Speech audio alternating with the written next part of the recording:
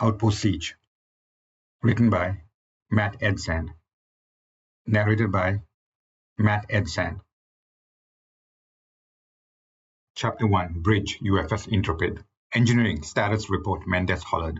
It had been about 10 minutes since they had lost power to the destroyer. The auxiliary power had kicked in. Mendes had been relieved that the internal comms were still working. Sir, we're still working on it, Chief Engineer Jameson replied. Do you have a timeline when we can get power back online? Mendes asked. About 30 minutes, Jameson replied. Mendes switched off the comms and frowned. In 30 minutes, everyone on this vessel could be dead and gone without a trace, just like the UFS Brennan. The only thing they had going for them was the Trebium hull. He could only hope that the Trebium hull would remain as an adequate barrier against the Rukpli aliens. But with no shields, they were still a sitting target for anyone and anything. Is the Rukpli vessel still out there? Mendes asked. Yes, it's still holding position, the sensor officer reported. The Rukpli vessel hadn't made any sudden moves ever since its beam had taken out their power. Mendes didn't understand how the Rukpli had done it. Something about their beam had the ability to absorb their power. It reminded him of their first encounter with the Rukpli, where the power to the shields had been slowly drained. However, this time the beam had killed the power in an instant. But why aren't they firing at us? The tactical officer asked. Mendes didn't want to say it out loud, but he felt the bridge crew had to be mentally prepared for every possibility, because the Rukpli are looking for a way to board our vessel. Several gasps were heard throughout the bridge. Mendes had expected it. He had hoped the crew could have realized it sooner, but that hadn't happened. The bridge crew was still inexperienced. However, now they would understand the disastrous implications if the Rukpli aliens actually managed to get on board this vessel. Scan for distortions throughout the vessel, Mendes barked. If the Rukpli aliens tried to get on board, he hoped the distortion scans would be able to sift them out. Negative so far, the sensor officer replied. With the Rukpli aliens, a negative reading didn't mean a thing. Those aliens could have found a multitude of different ways to get on board. Mendes felt the Rukpli aliens were adapting to them with each encounter. Keep scanning and alert me if you notice the slightest thing, Mendes said. The lights on the bridge briefly flickered on and then vanished again. A few crew on the bridge lifted their hands in victory, but then slowly put it down once they realized the appearance of the lights had been momentary. What was taking engineering so long? The UFS Intrepid couldn't stay floating in space like a dead vessel forever. He wished Captain Ronald and the UFS Winston had been nearby, but with their long-range comms down, there was no way to contact them either. There was also no way to contact Captain Stanley and the team on the planet's surface. There had been no updates from them prior to losing power. Mendes still regretted allowing his captain to go down to the surface. Sir, the Rukpli vessel is starting to move closer, the tactical officer said. Chapter 2. Dome, Unknown City. The burly alien pointed his weapon at them. Throw your weapons on the ground. Stanley eyed the alien and waited. Based on his calculations of those on the balcony, they were outnumbered by a factor of 10. If they tried to fight their way through it, he and all his crew would certainly die. He still didn't know where all these aliens had come from. There had been no life signs detected during their descent in the shuttle. How was it possible for so many aliens to be roaming around this city? The aliens all wore a similar grey-toned uniform. Some of the uniforms looked worn out. Did you not hear me, human? The burly alien snorted. Stanley threw his weapon to the ground and motioned for his crew to do the same. He suspected these aliens were the inhabitants of the city. It was the only thing that made sense. How did this alien species know they were humans? Had they encountered humans before? But that would be impossible. The burly alien sneered. That's much better. Stanley assumed this burly alien was the leader of this group. He could sense the fear amongst those on the balcony towards the alien. Who are you? Stanley asked. That's none of your business, the alien scowled. Stanley didn't give up. How do you know we are humans? You talk too much, the alien replied. I don't like that about your species. Take them to the prison. There'll be time later for talking, but not right now. I have more important matters at hand. The taller aliens beside him leaped forward with their weapons. It was only then that Stanley realized there were several more alien humanoids standing behind the leader. They bound him and his crew in chains and pushed them towards the other end of the building. Meanwhile, the rest of the alien humanoids on the balcony began to disappear. Welcome to Chrono, humans, a voice shouted from behind them. Once they reached the back of the building, they were shoved out of the dome-shaped structure. None of the armed aliens said a word. Instead, they kept pushing Stanley and his crew down a path away from the dome-shaped building. Chapter 3. Chrono, Warning System. Lieutenant Grayson peered from behind the building. After landing within the city, she had raced to the nearest building for cover. She had expected weapons fire to come at her, but there was nothing. Instead, an uneasy silence surrounded her. Where was everyone? She didn't believe that this city was empty. Something was wrong. She slowly stepped out from behind the building, pulled out her weapon, and began to walk down a path. All she knew was that she was in the northern section of the city. As she had come down to the surface, Grayson had caught a glimpse of a dome further down from her location, towards the center of the city. It was a good guess at any that the city center might reveal more information pertaining to its inhabitants. She decided to make her way in that direction. As she strode down the path, she realized the architecture of the buildings was quite consistent. There wasn't much to distinguish one building from another. Some of the buildings were worn down and old. It would have been easy to get lost in this place if she didn't take note of her direction. The buildings weren't prefabricated like those back on Euphra. It looked like they had been built by manual labor. There were markings of weapons fire on a few buildings. Battles had been fought in this city. Was this a Rukpli city? She wasn't sure. If it did belong to the Rukpli, it seemed to have been around for a while. She pulled out her device and tried to scan ahead of her,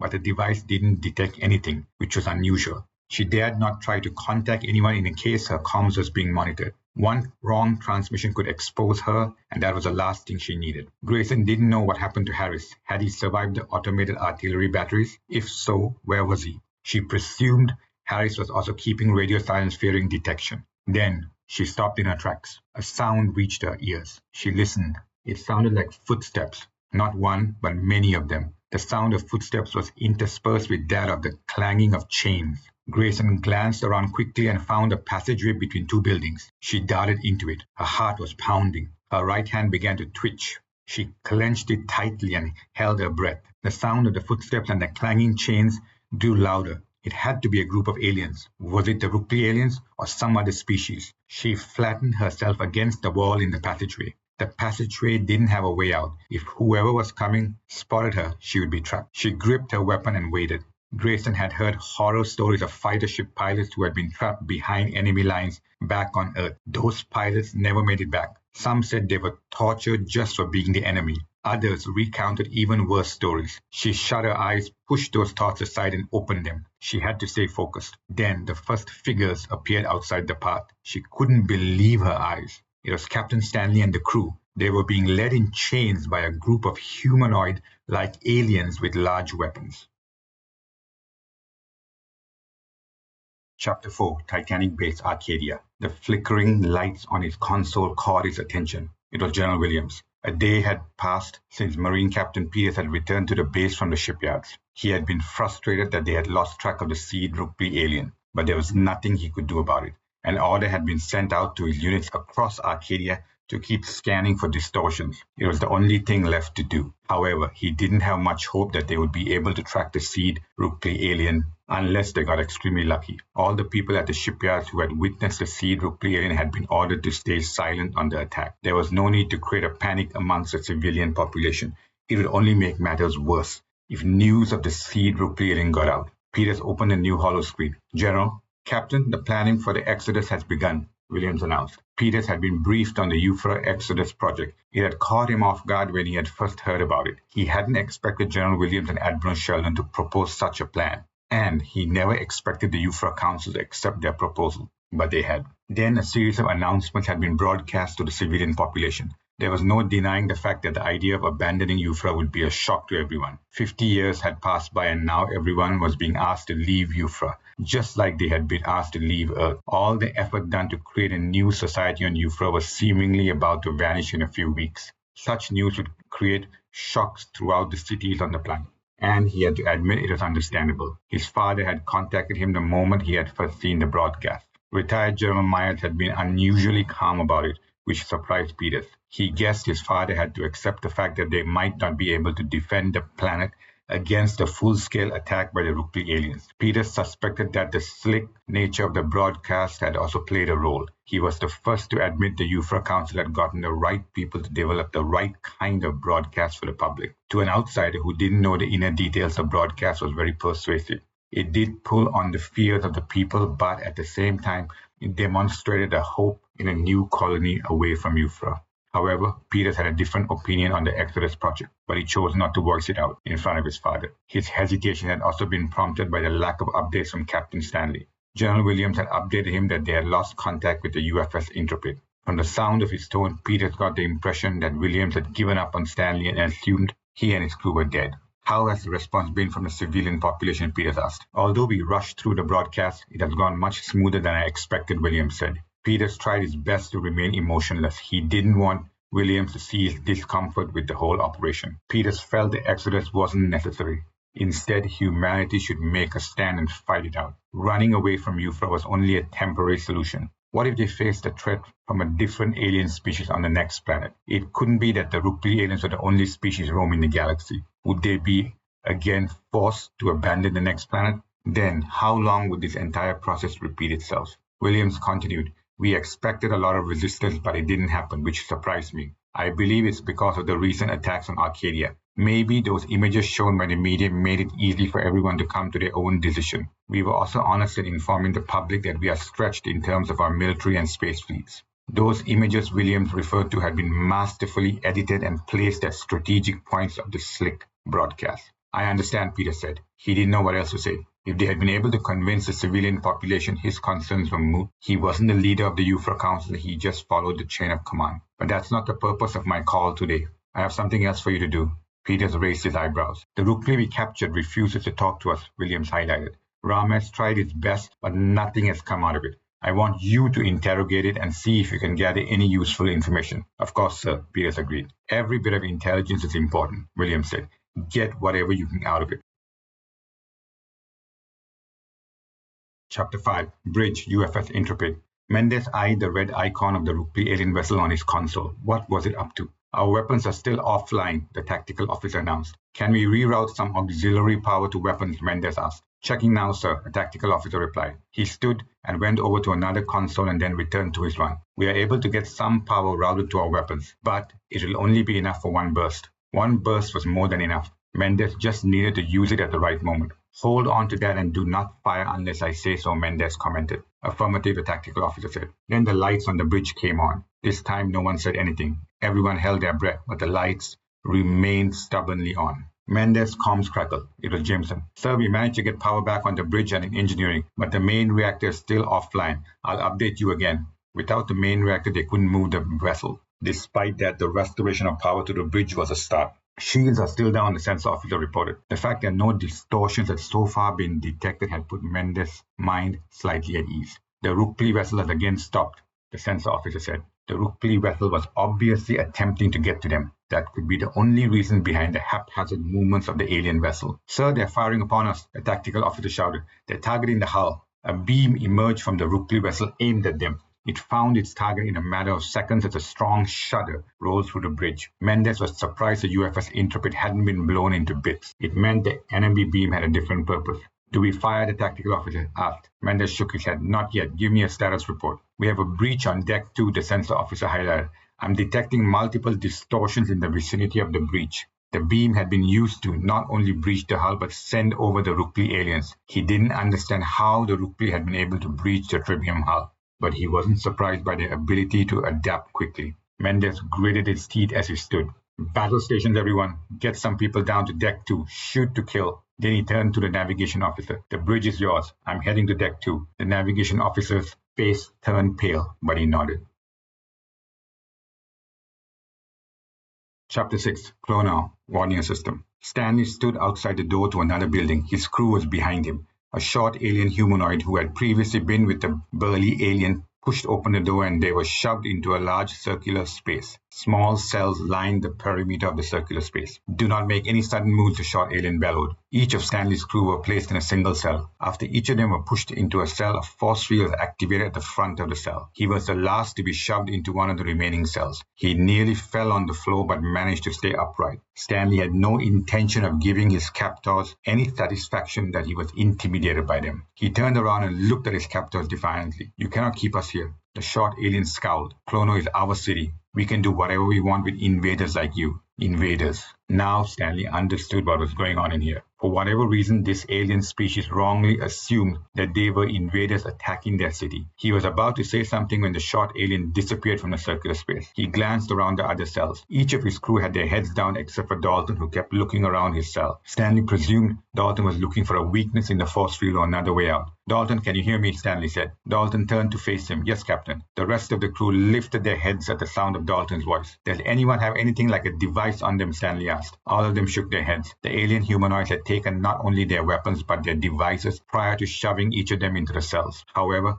Stanley wasn't sure how useful their devices would have been in this city. The network of jamming mechanisms in this city had been effective at disrupting their devices. "How come we weren't able to detect them?" Dalton mused. "They must have a dampening field around this city of theirs," Stanley replied. "That would explain why even Harris's fighter ships hadn't been able to detect the location of the automated artillery batteries." "What do they want with us?" Dalton asked. "I don't know," Stanley replied. He needed to be careful with his choice of words. It was possible this alien species had listening devices in this circular space. "Didn't they call us invaders?" another of his crew said. Stanley agreed. "I think they believe we are like the Rukpli aliens." However, this alien humanoid species hadn't mentioned anything about the Rukpli species. Stanley had to admit there had been no time to talk with them, and the burly alien had shown no interest in understanding their situation. If this city belonged to the alien humanoid species, why had it been the source of the secret transmission? There was still a lot of missing information. "Captain, someone's coming in," Dalton said. Stanley turned his gaze towards the door to the circular space. It opened gently. Chapter 7, Clono, One-Year System. Grayson pressed against the door of the building. This was the one into which Stanley and his crew had been marched into by the alien humanoid species. She had been stunned to witness another alien species leading Stanley and his crew in chains. If anything, she would have expected the Rukpli aliens to be here, but it seemed they weren't. Who were these alien humanoids? Where had they come from? And what did they want with Stanley and his crew? She had waited until the alien humanoids had exited the building before approaching it. She was surprised that the alien humanoids hadn't posted any guards outside of the building. Grayson glanced around again before slipping inside the building. Once the door closed behind her, she heard a chorus of voices. It was Stanley and his crew. "Captain Stanley," Grayson whispered. "I'm here," Stanley replied. "Who are you?" She stepped forward and stopped in front of his cell. "Lieutenant Grayson from Harris's squadron," Grayson replied. Stanley frowned. "How did you get here?" Grayson shared how her fighter ship was shot down and how she had spotted them being led by the alien humanoid species. She glanced around the cells. Every one of the crew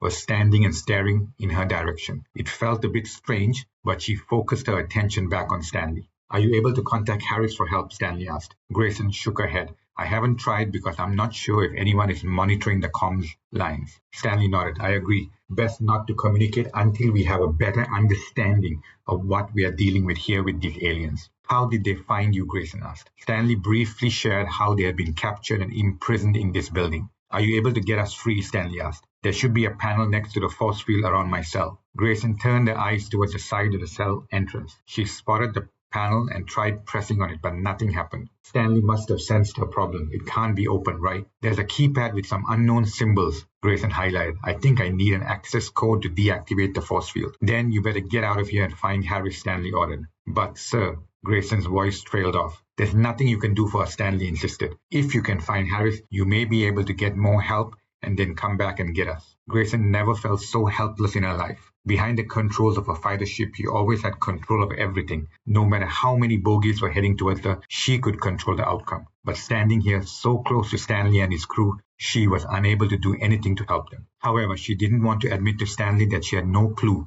on where even to start looking for Harris. For all she knew, Harris and the rest could have returned to the UFS Intrepid.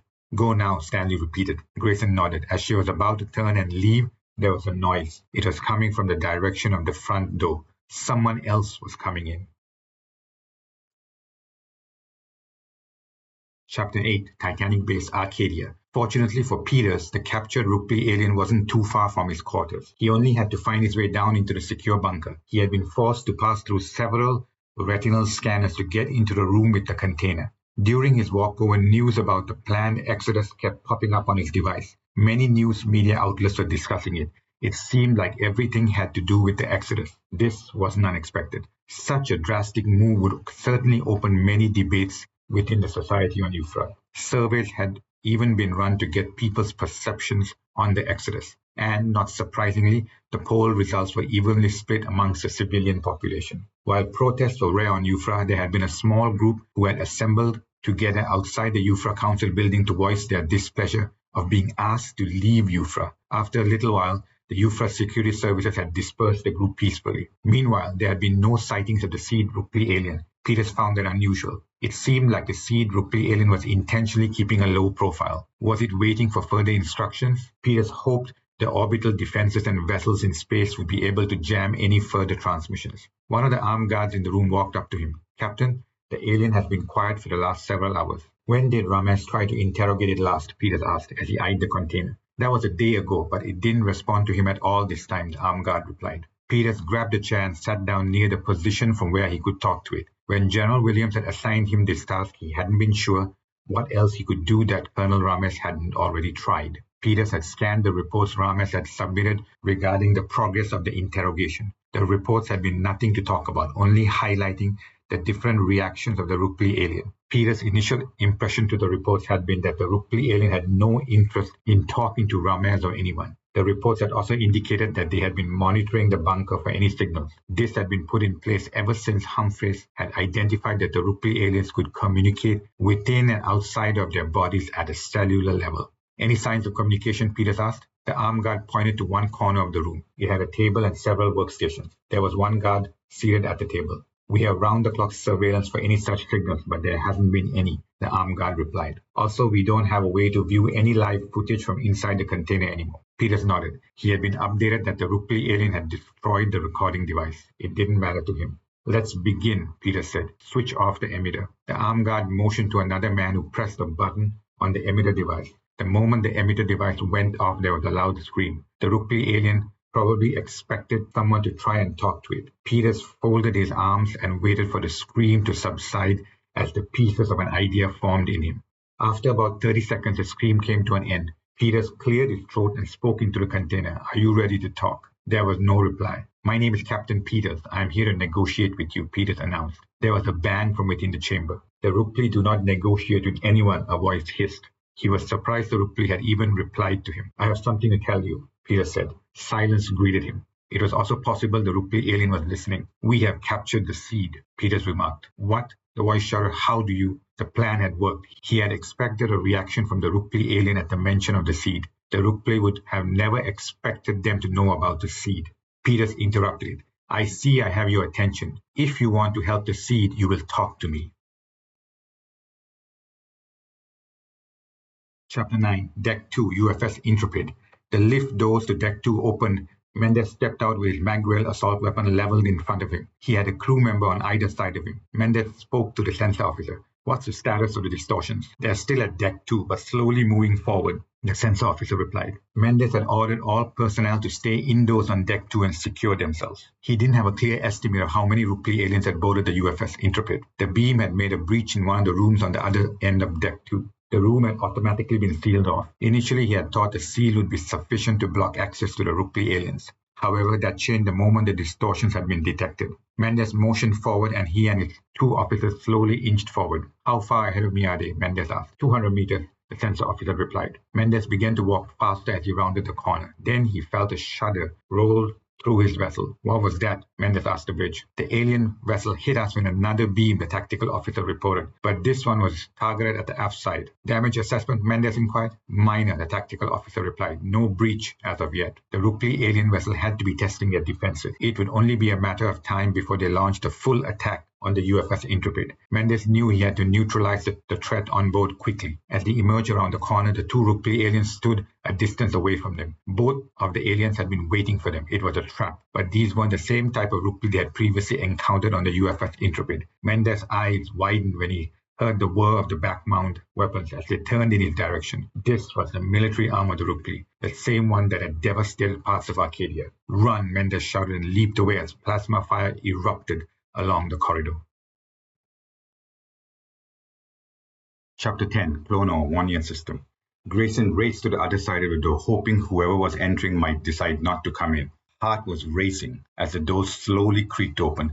Grayson staggered backwards into the shadows away from the door. She hoped that whoever stepped inside would be focused on the prison cells ahead. That might help keep her hidden, at least temporarily. She gripped her weapon and waited. If it was one alien humanoid, she might have a chance to take it out, but if it was a group, she would be in trouble. The door shut. A single alien humanoid stood, looking straight ahead. The alien humanoid was short and had a long tress of black hair. This had to be a female alien humanoid. Her gaze seemed to be fixed on the prison cells. Grayson calculated that she could easily tackle the female alien humanoid and take her down, but she decided to wait and watch. The female alien humanoid didn't have a weapon in her hand. Why was this alien humanoid here alone? She didn't look like someone in authority. The female alien humanoid took a few steps forward. Grayson sensed this alien humanoid was nervous. That added to her confusion. What was going on here? Then, the female alien humanoid walked up to the cell holding Stanley. It was apparent she knew who the leader of the group was. "I need to speak to you," the female alien humanoid said. Stanley turned around and stared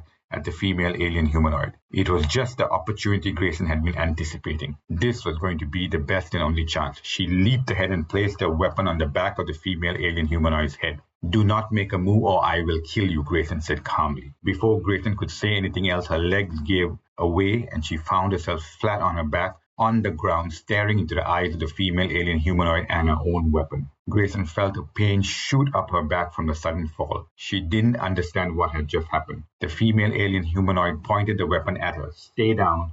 I do not want to hurt you." Grayson couldn't explain it, but she believed the female alien humanoid. "That was quite an impressive move," Stanley remarked. "Who are you?" Grayson turned her head in the direction of the cell. Stanley's worried face met her eyes. "My name is Korea," the female alien humanoid replied. "I do not have time to explain everything. I need to get all of you out of here before Psylocke returns." Grayson was still reeling from the after effects of her fall. Korea moved closer to the panel and pressed on it. There were a series of clicks from around the circular space as all the force fields were simultaneously deactivated. Stanley and the crew stepped out of their cells. Korea turned around and extended her hand.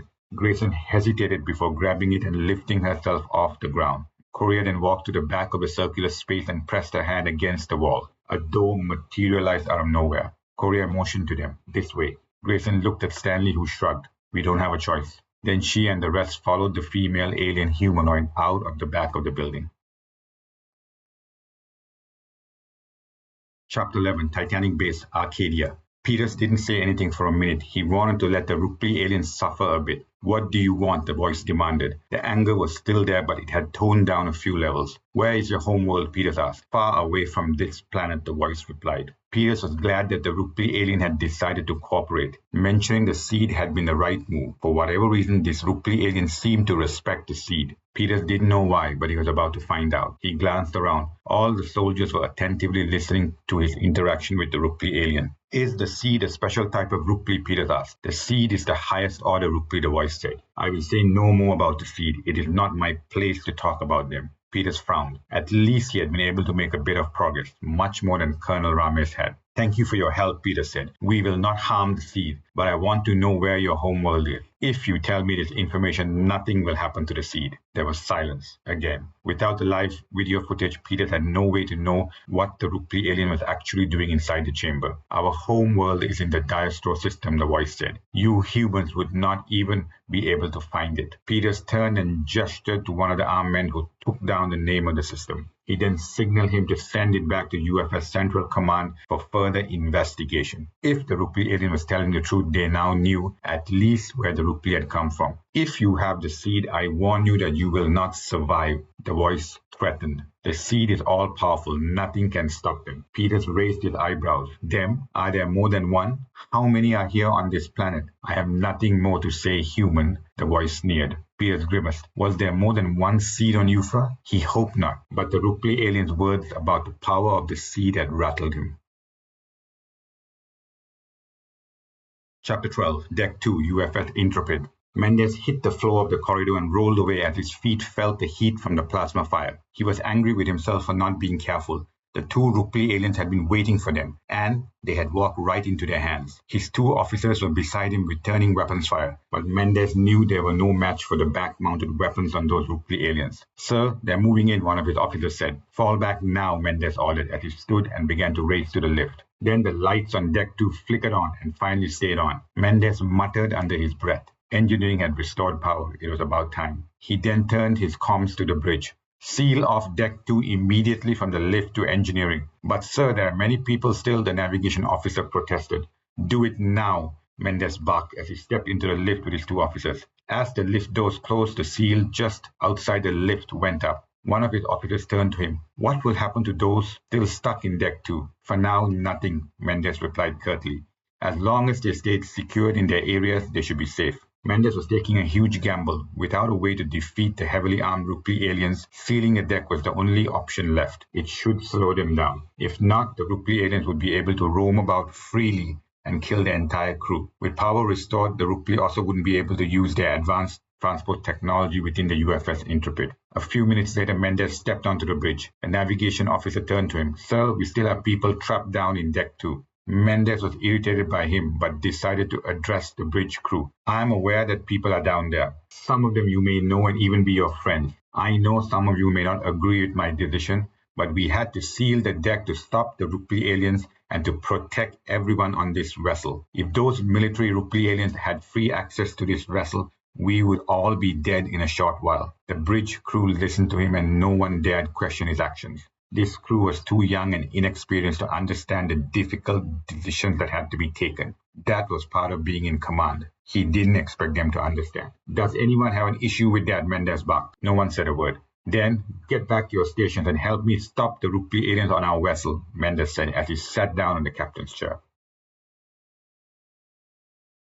Chapter 13, Clono, Warning System. Stanley found himself standing outside the back of the building with the prison cells. His crew and Grayson were beside him. Courier pointed ahead down a path. Follow me quickly. Dalton looked at him. Stanley nodded. This female alien humanoid had freed them from the cells at her own risk. Stanley needed to give her a chance. They followed her down the path. Sooner or later, the burly alien would discover they had escaped from the cells. And it wouldn't take much for the burly alien to realize someone had helped them get away. Courier kept walking quickly down the path. They passed a lot of multi-level buildings. Stanley didn't get a sense that any of these buildings were occupied by anyone. They appeared empty. Where had the inhabitants of these buildings disappeared to? Someone must have lived in them. After a few more minutes, they came to a stop at a towering wall. At the center of the wall was a closed gate. Where is she taking us? Dalton whispered. Stanley shook his head. Courier approached the side of the gate and pressed on a panel. The gate began to slowly open outwards. Stanley approached her.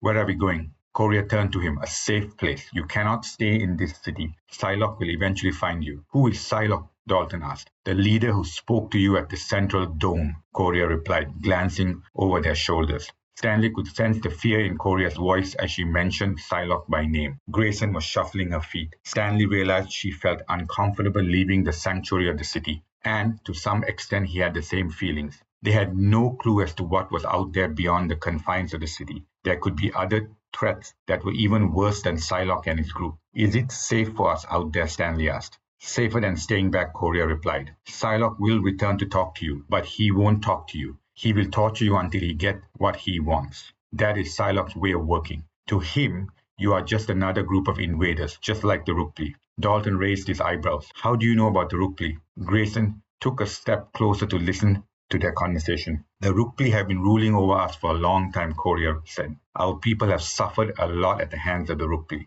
They are a merciless and killer species. But why do you think we are not like the Rukpli? Grayson asked. Why are you helping us?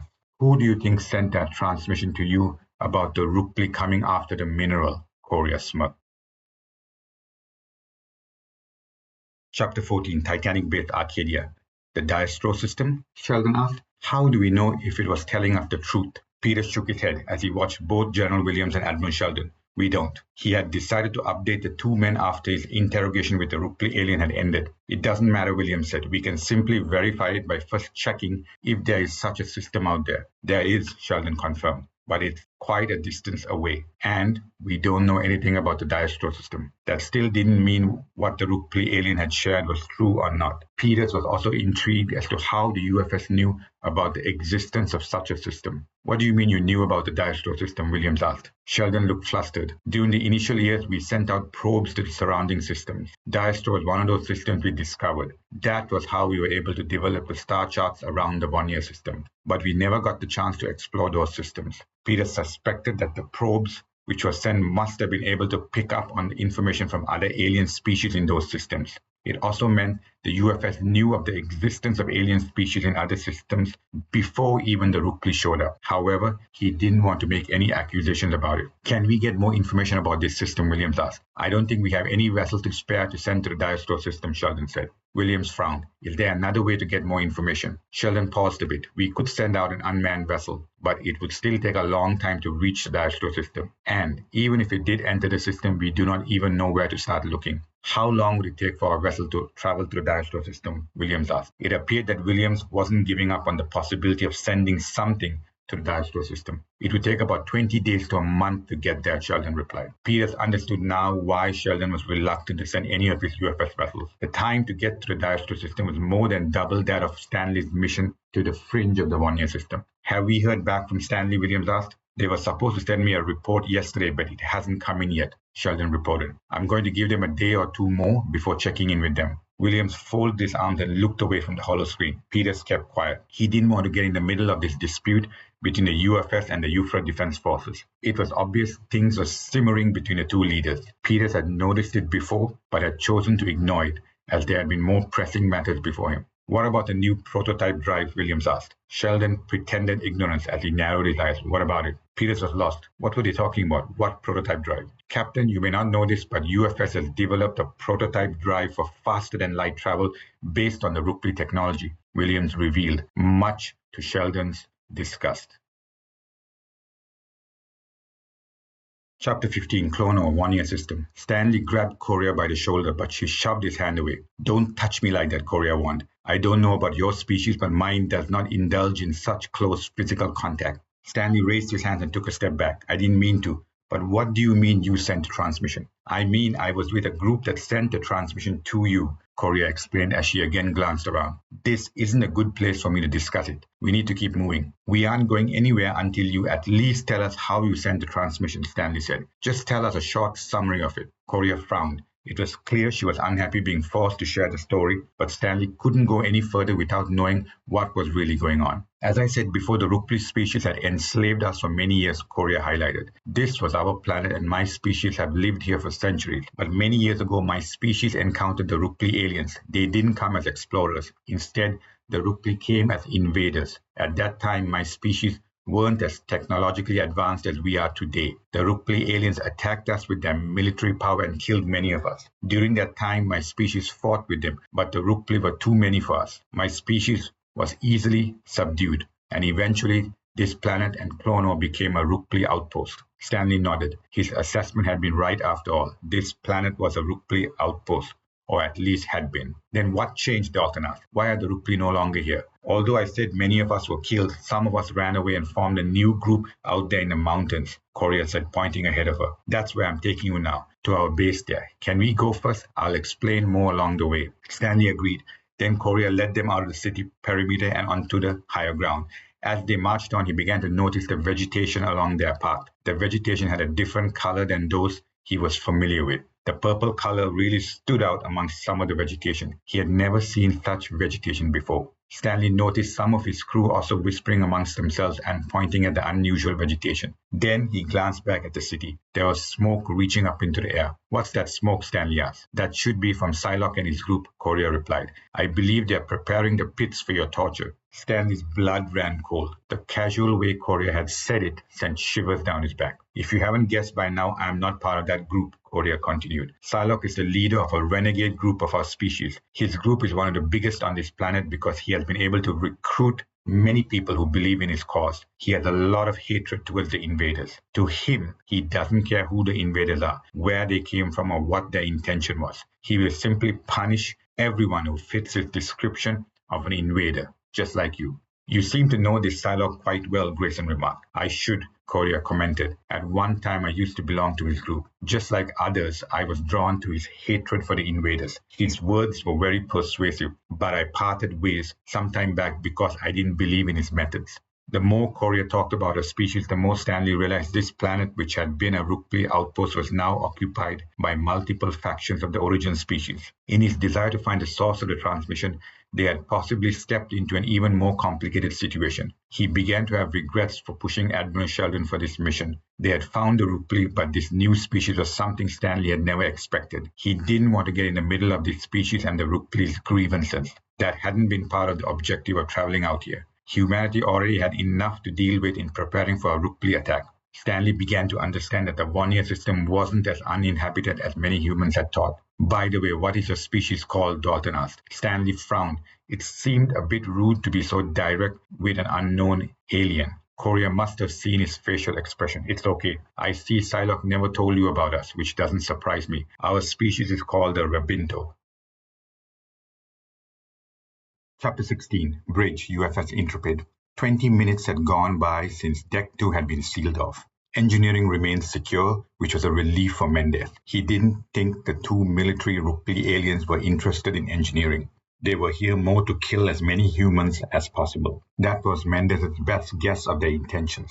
Where are the two Rukpli now? Mendez asked. Still in the same position, the sensor officer reported. They keep moving up and down the corridor. Mendez suspected the two Rukpli aliens were exploring Deck 2.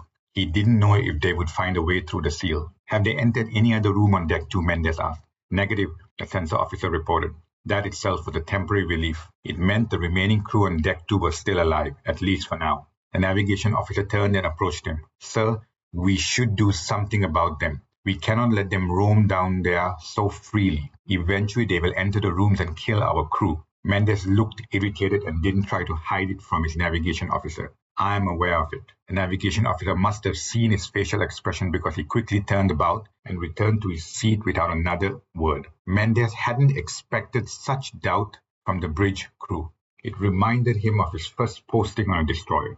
Once he had been like the navigation officer, but he had never walked up to the captain's chair to question an order, no matter how much he didn't agree with it. What's the status of the Rukpli vessel? Mendez asked. It has moved away a bit, the sensor officer reported. That meant only one thing. The two Rukpli were unable to be transported off the UFS Intrepid. Because of that, Mendez suspected the Rukpli vessel wouldn't risk sending over any more of its crew. Send the comms to all crew on Deck 2 to find and put on the nearest oxygen masks, Mendez ordered. Tell them they have 10 minutes to do it. Affirmative, the comms officer replied. Mendez caught the navigation officer stealing a look at him. In case you're wondering, we're going to flood Deck 2 with enough anesthesia to knock down the Rukpli. Will that work? The navigation officer asked. It better work, Mendez growled. Get a unit to be on standby at the lift to Deck 2. There was a good chance a large quantity of anesthesia would take out the Rukpli aliens. Mendez watched the time pass by. It was the longest 10 minutes of his life. If this didn't work, there were other options Mendez could consider, but he didn't want to go there. Sir, 10 minutes have gone by, the comms officer announced. Mendez hoped all the crew had gotten their oxygen masks on. He didn't have the time to check with every one of them.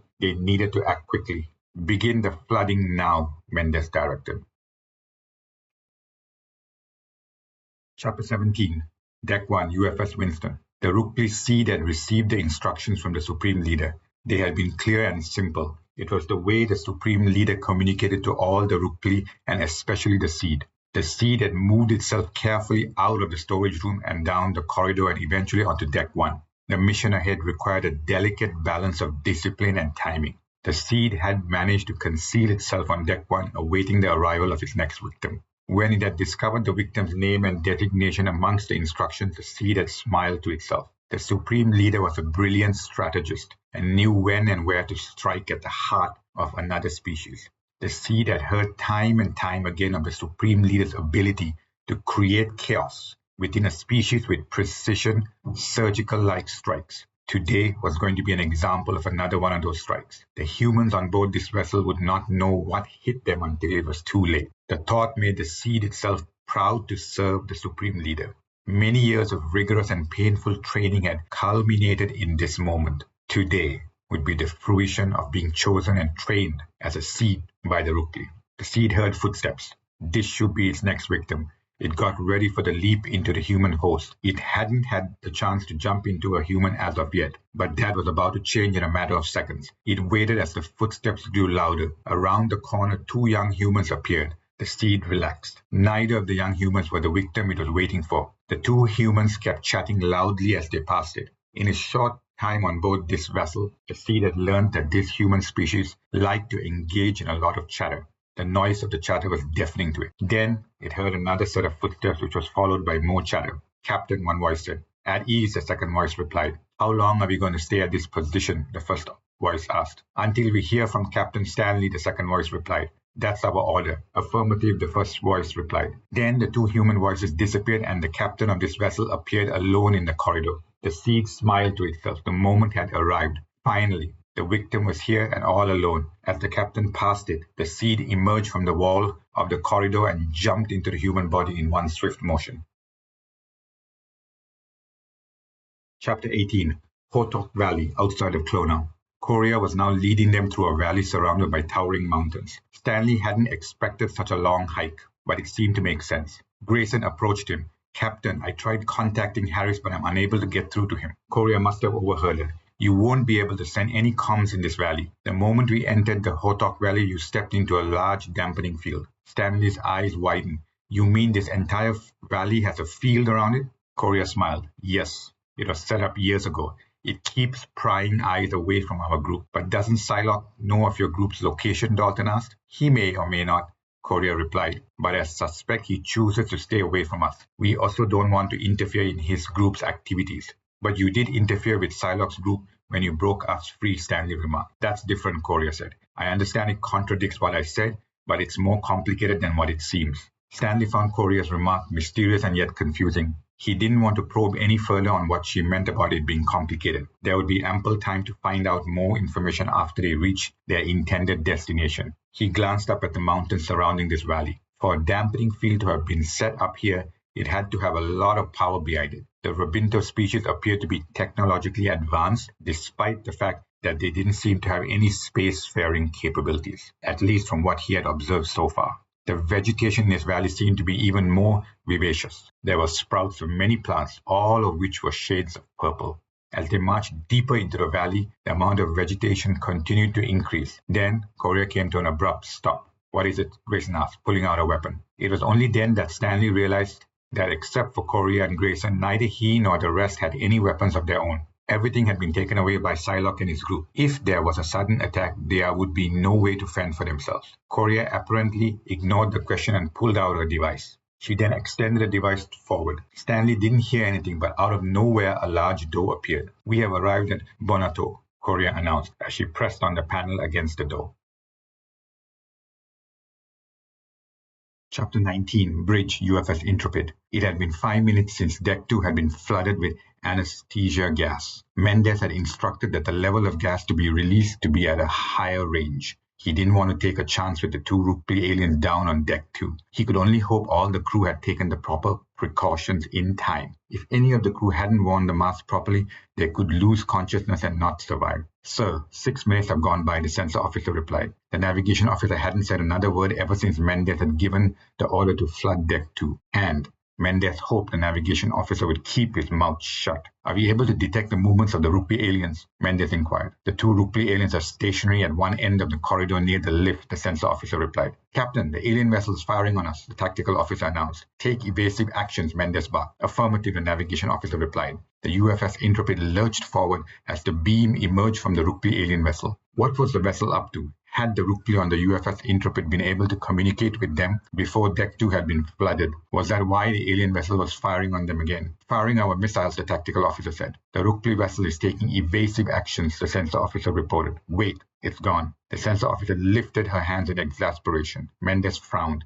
Yet again, the Rukpli had done its disappearing act. Mendez was getting tired of it. "Scan the area," Mendez directed. The sensor officer shook her head. No signs of the vessels. How are they able to disappear from our senses so quickly? The sensor officer looked at the navigation officer. Mendez caught the looks both of them shared, but he didn't have the time to discuss all of this with the bridge crew. "What's the status of the crew at the lift to Deck 2, Mendez asked. "They're ready to go," the navigation officer replied. "Clear Deck 2 of the gas and unseal it," Mendez ordered. Now all he could do was wait. Hopefully the gas had knocked out both Rukpli aliens. "The live feed's coming on now," the navigation officer said. One section of the view screen changed, and the video feed from one of his crew members' head-mounted units appeared. The crew was still standing still inside the lift. The sealed doors outside the lift began to open. Mendes realized this was it. Once the sealed doors opened, the bodies of the two Rukpli aliens slumped forward against the lift doors. "The two bodies are dead," one of his crew members mumbled on the live feed. Mendes breathed a sigh of relief. The gas had done the work. It also explained why the Rukpli vessel had vanished. The Rukpli vessel must have been able to detect that their two Rukpli were dead. "Get the crew to move the bodies carefully to sickbay for further analysis," Mendes said. "Ensure the back-mounted weapons are permanently disabled. And post 2 guards to keep an eye on the dead bodies outside of sickbay." Then Mendes opened the comms to Chief Medical Officer Finn. "I'm sending over 2 more dead Rukpli bodies." "That's wonderful," Finn remarked. "I look forward to studying them." Mendes was tempted to say something but controlled himself. Finn's unusual brand of humor had no end.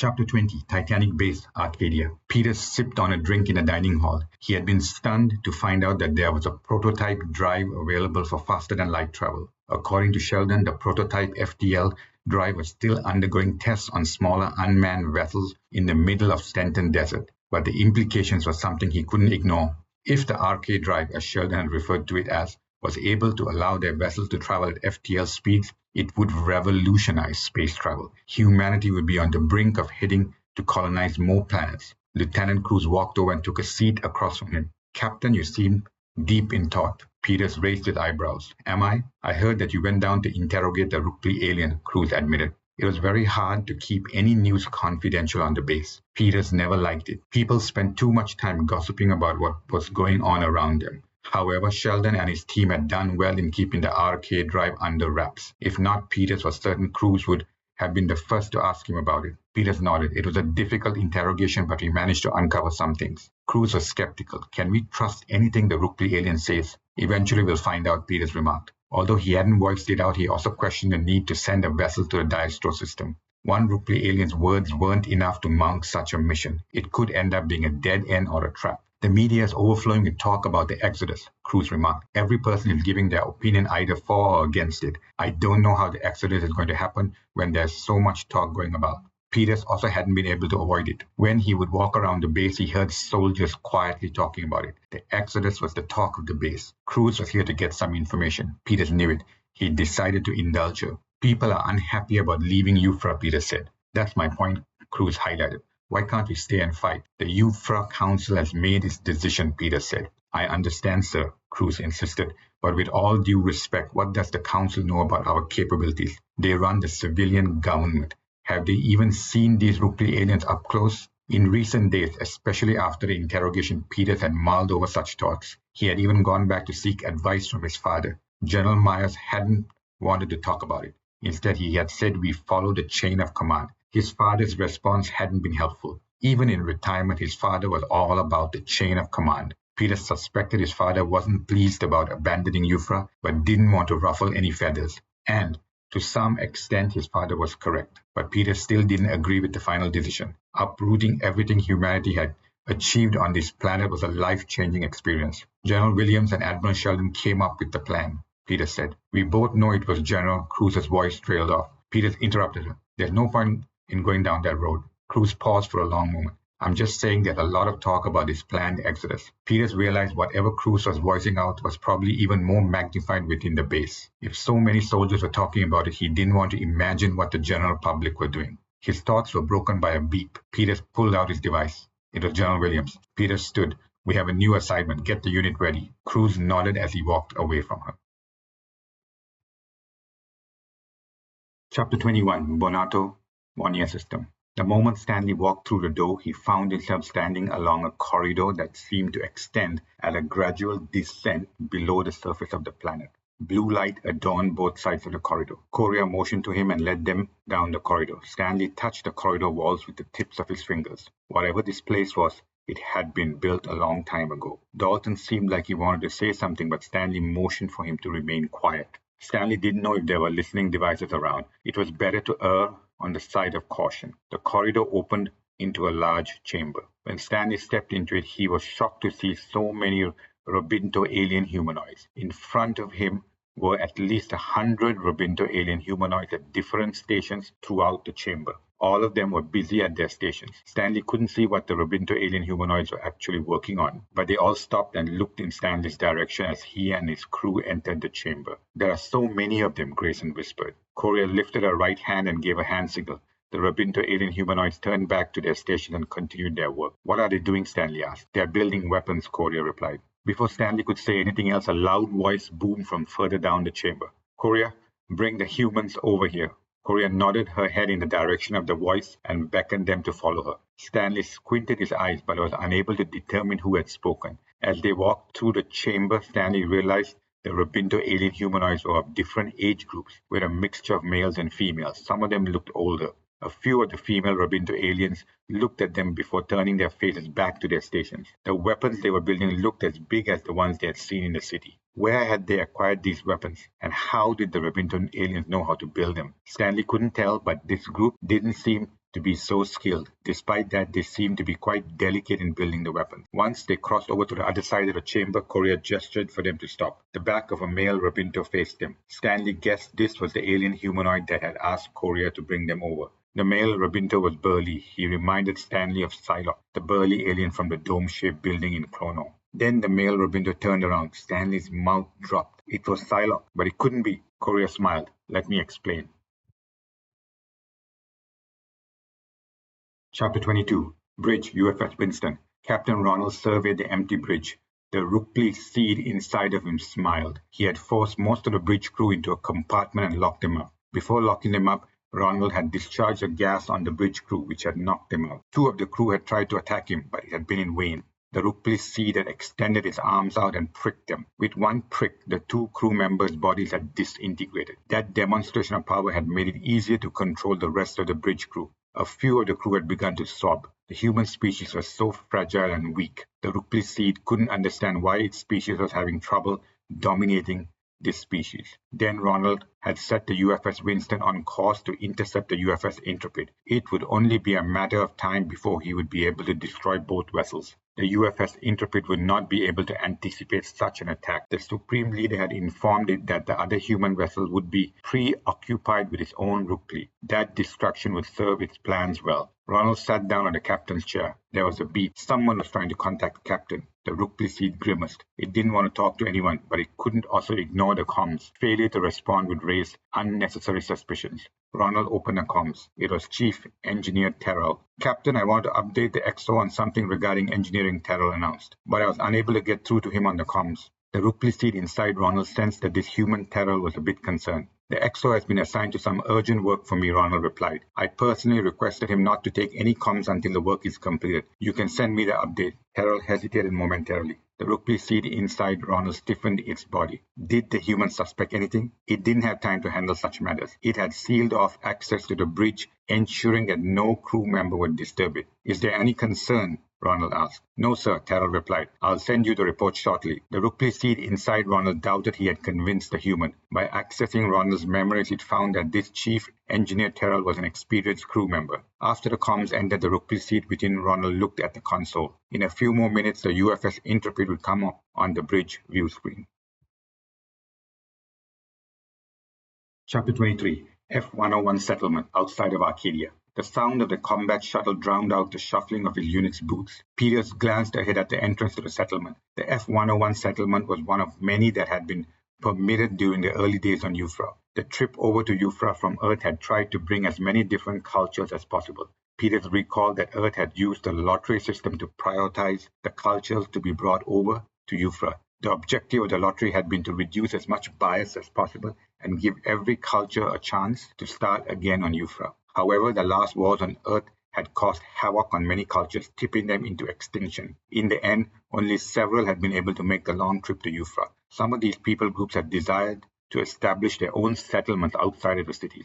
Initially, those requests had been rejected, citing the unknown dangers on Euphra. Over time, the people groups had been persistent in getting their requests heard. Eventually, the Euphra Council had permitted such settlements under some conditions. One of those conditions had been that each settlement had to fund itself and be located within a certain distance of the nearest city. The people groups had been receptive to the conditions, and with that, a flurry of settlement activity had spread out. Most of the settlements, like this one, had chosen to remain around Arcadia. Peters felt it was a wise decision to be a stone's throw from the capital. The people in such settlements would be able to call for help and get it quickly. Despite being on a different planet, the ugly side of humanity had slowly begun to arise again. Over the years, Peters had heard of friction between the settlement communities and the city. Peters had been disappointed when he first heard such reports. Humankind still had not learned the lessons of Earth. When he had initially read the assignment sent by General Williams, Peters had wondered why his unit was being sent to handle this settlement. There were other units that could easily have done it. He had wanted to open a comms and ask Williams about it. However, in the end, he had kept his questions in check. The general would have had his reasons, and with the tension between Williams and Sheldon, Peters didn't want to add any more trouble to the general's plate. Why are we here again? Let's just talk to this group of people and convince them to join the Exodus preparations, Peters said. He assumed the settlement was wary of the Exodus and preferred not to participate in it. Which group of people does this settlement belong to? Cruz asked. According to the profile, they originated from the southern continent of Earth, Peters replied. As they approached the entrance to the settlement, two men came out to meet them. Both men were tanned and wore bandanas. Peters took special note of the glinting weapons in their hands. One of the men raised his right hand. Who are you? Peters showed his credentials. We are from the Euphra Defense Forces. I'm here to talk to your settlement council. Every settlement had its own mini-council to govern the community. It had been another condition attached to the establishment of any settlement. One of the men shifted his eyes away as he spoke on his private comms link with someone. After a few seconds, the man stepped aside. Follow me. Peters and Cruz followed the armed man through the entrance to the settlement. Peters had ordered the rest of his unit to stay with the shuttle while he and Cruz met with the settlement people. He hadn't wanted to appear as a threat to the settlers. There was no need to escalate the tensions if things could be settled amicably. The armed man led him and Cruz into one of the nearest single-level buildings. Peters presumed this to be the facility that housed the F-101 Settlement Council. A strange flag stood outside the entrance to the facility. As they stepped inside the entrance, a voice boomed out. Peters, is that you? I didn't expect the Euphra Defense Forces to send you. Peters froze. Couldn't be. The voice sounded so like someone he knew, his uncle. Chapter 24. Bonato, 1 year system. Stanley didn't wait for an explanation as he took a step back in shock. Grayson pulled out a weapon. The burly alien smiled. Korea stepped between Stanley and the burly alien. This is Seige, Korea announced. He's the brother of Psylocke, whom you met in Clono. I don't understand, Stanley stammered. He was still reeling from the fact that Seige looked so similar to Psylocke, who had imprisoned him. Grayson didn't flinch. Korea means my brother and I are from the same family, Seige remarked. I understand it must be confusing to you, but my brother and I are on the opposite sides of this battle. Stanley was even more confused. What battle was Seige talking about? Seige turned to Stanley. What's your name? Korea introduced him to Seige. Seige gestured to a long table on the right side of the chamber. Why don't we take a seat over there? I have many things to explain to you. Korea, you can take the rest to the hall and get them some food. I'm sure they're hungry and tired after the trek from Clono. Stanley motioned to Dalton, Grayson, and the rest to follow Korea. Grayson put away her weapon and they disappeared down a passageway on the left side of the chamber. Stanley then walked over and sat down across from Seige. Although the Rebinto species were humanoid, he realized the species didn't seem to have any ears like humans. It was a peculiar thing to him, but after encountering the Rukpli aliens, he had learned to expect the unexpected. Seige stared at him. Stanley met his gaze and waited. He didn't want to speak first, as he was unsure of the customs of this species. Humanity had never trained its captains on how to interact with alien species. That had been an oversight. He made a mental note to inform Admiral Sheldon to include such training for all future captains. It was inevitable they would encounter more and more alien species. You must be shocked that we know about your species, Seige said. Stanley couldn't tell if Seige was being sarcastic or if that was the alien's usual way of talking. Yes, we hadn't expected that, Stanley said. We came here looking. Seige waved his hand. You wanted to find out who sent that transmission about the Rukpli. I'm aware of that. Stanley's eyes widened. Why do you think we sent out that transmission to your species? Seige remarked. We did want to warn you, but we also wanted you to find us. Let me start at the beginning. Stanley nodded. My species, the Rebinto, have lived on this planet for centuries, Seige began. I consider myself the 10th generation in my family line. Years ago, the Rukpli invaded our planet. We had many cities then spread all over the planet, but the Rukpli invaders were merciless. In those years, we were naive and tried to talk to them, but the Rukpli had no desire to talk to us. They came to invade and conquer. That was their culture. The Rukpli invaders only understand domination. After many deaths, the remainder of us became enslaved by them. But why did they come here? Stanley asked. They came here looking for the mineral, Seige said. The one your species calls Trebium. Chapter 25. Bonato, Vonia System. Stanley was stunned by Saitek's words. How do you know so much about us? When we were enslaved by the Rukpli invaders, many of us were assigned to do their bidding, Saitek explained. At one time, Korea and I were in the same room where the Rukpli were doing their monitoring of other species. We observed how the Rukpli watched and discussed things about other species. In recent times, they have been intensely monitoring your presence on your planet. The Rukpli often talked about you humans. They thought we weren't listening, but we were. Why only in recent times? Stanley asked. He had so many questions that kept popping into his thoughts, but he tried to control himself and stay focused on the most important ones. Korea came and joined them beside him. Because the planet you are on has been used by them in the past, and it has deep mines of the mineral. At least that is what we overheard them say. Stanley let out a breath. It appeared that Euphra was home to multiple mines, but humanity had only come across one of the mines. We think the Rukpli invaders have a shortage of the mineral, Saitek said, and this is the reason for their intense interest on your planet. Why is the mineral important to them? Stanley asked. You should know the answer to that, Saitek smirked. It is a source of power to them. Stanley found the way Saitek spoke a bit unnerving, but he kept it to himself. Power to their vessels? Stanley asked. Saitek shook his head. Power to their very being. All we know is that the Rukpli consume the mineral in some form, and that strengthens them. We don't know how it works. Stanley pulled out his device to take notes of everything he was hearing. He wished his XO had been here. Mendes would be more experienced in asking the right questions. Where do the Rukpli come from? Stanley inquired. Korea paused and looked at Saitek. We aren't sure. Some say the Diastro system, but we also overheard that the Rukpli control many planets. Then Stanley decided to share about how the Rukpli can jump into their human bodies and how they use the Trebium armor to protect their bodies. Saitek and Korea kept exchanging glances as they listened. Stanley felt that he was missing something but kept explaining how they had managed to fend off the Rukpli aliens. Your species are very advanced in using the very mineral against the Rukpli, Saitek said, and very courageous to fight the invaders knowing they can take over your bodies. We should tell, Korea started. Saitek raised his hands. Yes. Stanley raised his eyebrows. Tell me what? We know of the Rukpli invaders' ability to jump into the bodies of other species, but they cannot jump into our bodies, Korea announced. Chapter 26. Hangar Bay, UFS Intrepid. Mendes waited for Harris to step out of his fighter ship. After power had been restored to the entire destroyer, Harris and his remaining squadron had made contact with the UFS Intrepid. Mendes had decided to meet Harris personally at the hangar bay. He had been worried by the fact that the shuttle wasn't with them. Mendes had chosen not to ask Harris over the comms in the bridge, and Harris, being equally careful, had sidestepped any updates on the shuttle. Commander, Harris said as he approached Mendes. Mendes looked over his shoulder. What happened down there? Once the captain and his crew started moving towards one of the entry gantries surrounding the city, they came under artillery fire. Harris highlighted. We took out one of the towers, but multiple other towers got activated targeting our ships. One of my fighter ships went down, but my lieutenant managed to eject out of the vessel. Mendes shared their engagement with the Rukpli alien vessel and how two Rukpli had managed to board the UFS Intrepid. It was a trap, Harris mused. Most likely, Mendes said.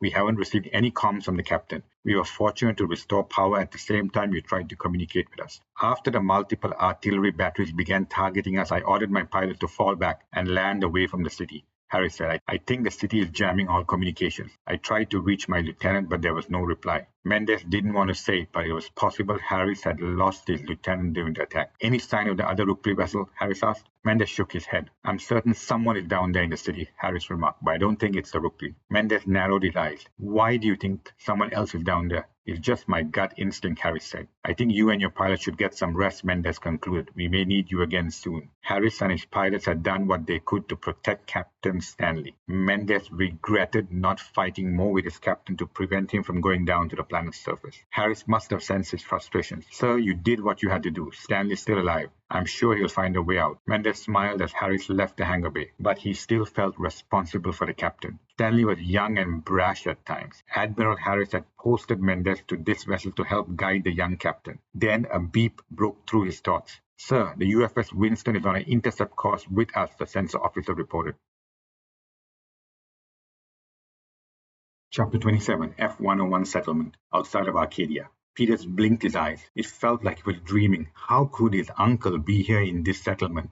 It didn't make sense. He had lost track of his uncle and never heard of him for years. And according to the profile of the settlement, his uncle didn't belong here. Cruz nudged him. Peters turned his gaze back to his uncle. What are you doing here? Now I know why the Euphra Defense Forces sent you, his uncle smiled from behind a large desk. Over the top of the desk was signage for the F-101 Settlement Council. What was his uncle alluding to? Had Euphra Defense Forces intentionally assigned him to visit this settlement, knowing of the presence of his uncle? Peters tried to get himself back together. Are you a member of the council in this settlement? His uncle waved off the armed men, who turned around and left the building. Then his uncle motioned for Peters and Cruz to take a seat. I am the council in this settlement, his uncle replied, as he turned his attention to Cruz. Peters, who is this with you? My name's Lieutenant Cruz, Cruz said. Pleasure to meet you, Lieutenant, his uncle said. You can call me Irvine. Cruz nodded. Peters could sense the awkwardness surrounding his lieutenant. She would not have expected to meet his uncle in this settlement, and neither had he. Now he understood why his unit had been sent to this settlement. Peters clenched his fist. Someone could have at least warned him about his uncle. I didn't know this settlement allowed outsiders to join it, Peters remarked. There are many things you don't know, Irvine commented, and maybe your definition of an outsider is different from mine. Peters tried his best to stay calm in front of his uncle. So what brings you to my settlement, Irvine asked. His uncle was known for this kind of remark and enjoyed the game. General Myers never had good things to say about his brother. In every sense of the word, Irvine was the opposite of Myers. Growing up on Euphra, Peters had noticed the differences. His uncle had little patience for structure, formality, and discipline compared to his father. That disparity triggered many debates between his father and uncle. Peters hesitated. Are you still shocked to see me? Irvine smirked. Cruz was shuffling her feet. I think it's better that you and I talk alone, Peters said. Cruz got up and was about to leave when Irvine stopped her. No, I think it's good to have a neutral party in our official conversation. I am assuming you are here for official reasons, right? I doubt you came all the way here to find your long-lost uncle. Peters struggled to control his emotions. His uncle always had a way to trigger a response. Peters refused to let him have the satisfaction and motioned for Cruz to sit back down. Cruz didn't even try to hide the fact that she was reluctant to stay. I don't have time to waste, Irvine said. We both know why you're here. It's because the F-101 settlement refuses to join the Exodus. We were sent to persuade you to join the Exodus, Peters nodded. There was no need to hide anything with his uncle. It was better to get this over with as quickly as possible and leave. Irvine slammed his fist on the desk. Well, I'm here to tell you officially we aren't leaving, and no one is going to convince us otherwise. Do you hear me?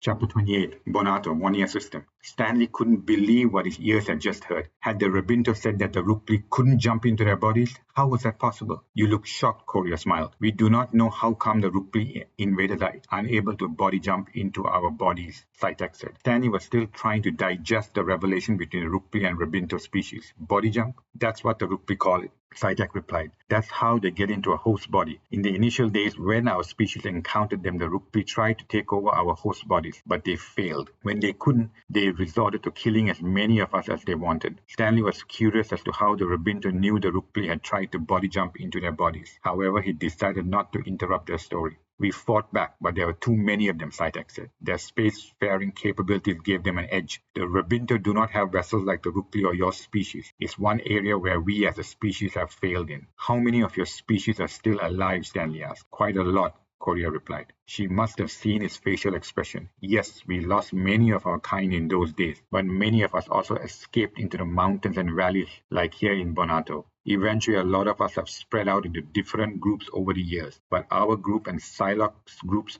are the biggest ones. Stanley wasn't surprised that the Rabinto species were scattered throughout the planet. It made logical sense. How long has the Rukpli used Chrono as an outpost?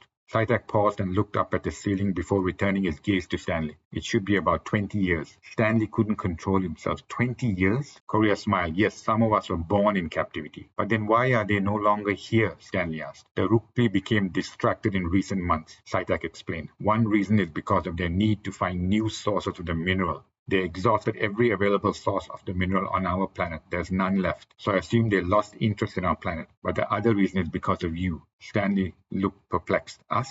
Everything changed with the arrival of your species on their planet, Seige said. Our planet was deserted when we colonized it 50 years ago, Stanley insisted. The Rukpli will never see it the same way, Korea said. And to the Rukpli, deserted doesn't mean anything. I suspect they forgot about your planet due to having more than enough resources of the mineral. But over the last 10 years, with their access to the mineral running out, they returned their attention to your planet. This is what we were able to piece together by listening into their conversations. Stanley sensed the Rabinto had enough time to think through all these implications. So your group hasn't been free for so long, Stanley asked. Only for a few months, Seige explained. After the initial invasion, although many of us escaped, the Rukpli were able to capture quite a lot of us. Then one day, the Rukpli withdrew from Chrono and all of us gained freedom. We were surprised because we never expected it. There were certain people like Seige who decided to gather those against future invaders. I myself decided to just move on and away from it. There was no point in dwelling in our hatred for the Rukpli, but Seige is different and very dangerous. Just because I didn't choose to join Seige, I have other aspirations. Stanley felt unsettled about the direction this conversation was heading. I can see that you can guess we want something from you, Seige said.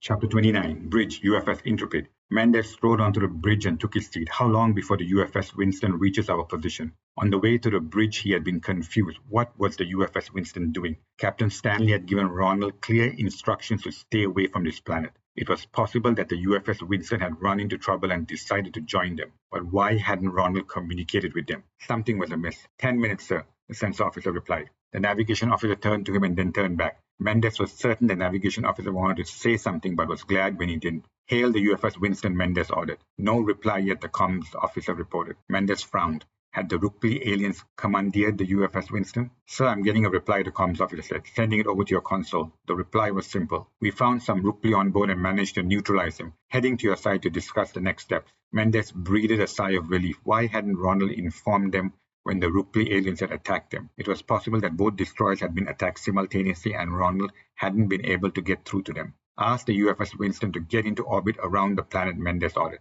Is that safe? The comms officer asked. Just do it, Mendes growled. Affirmative, the comms officer said. First it was the navigation officer, now it was the comms officer. These junior officers were beginning to irritate him. What's the status of our shields? Mendes asked. They are at 100%, the tactical officer reported. Keep scanning the area, Mendes directed. That Rukpli vessel is still around here. Mendes doubted the Rukpli vessel would have left this region of space. It was prowling around waiting for the next opportunity to attack them. This time he wouldn't let them surprise him. Sir, I'm receiving another message from the UFS Winston, the comms officer announced. Is it Captain Ronald? Mendes asked. The comms officer shook his head. It's from Chief Engineer Terrell. Put it through to my console, Mendes directed. The message stunned Mendes. Sir, I believe the UFS Winston is no longer under our control. Do not trust any messages from the captain.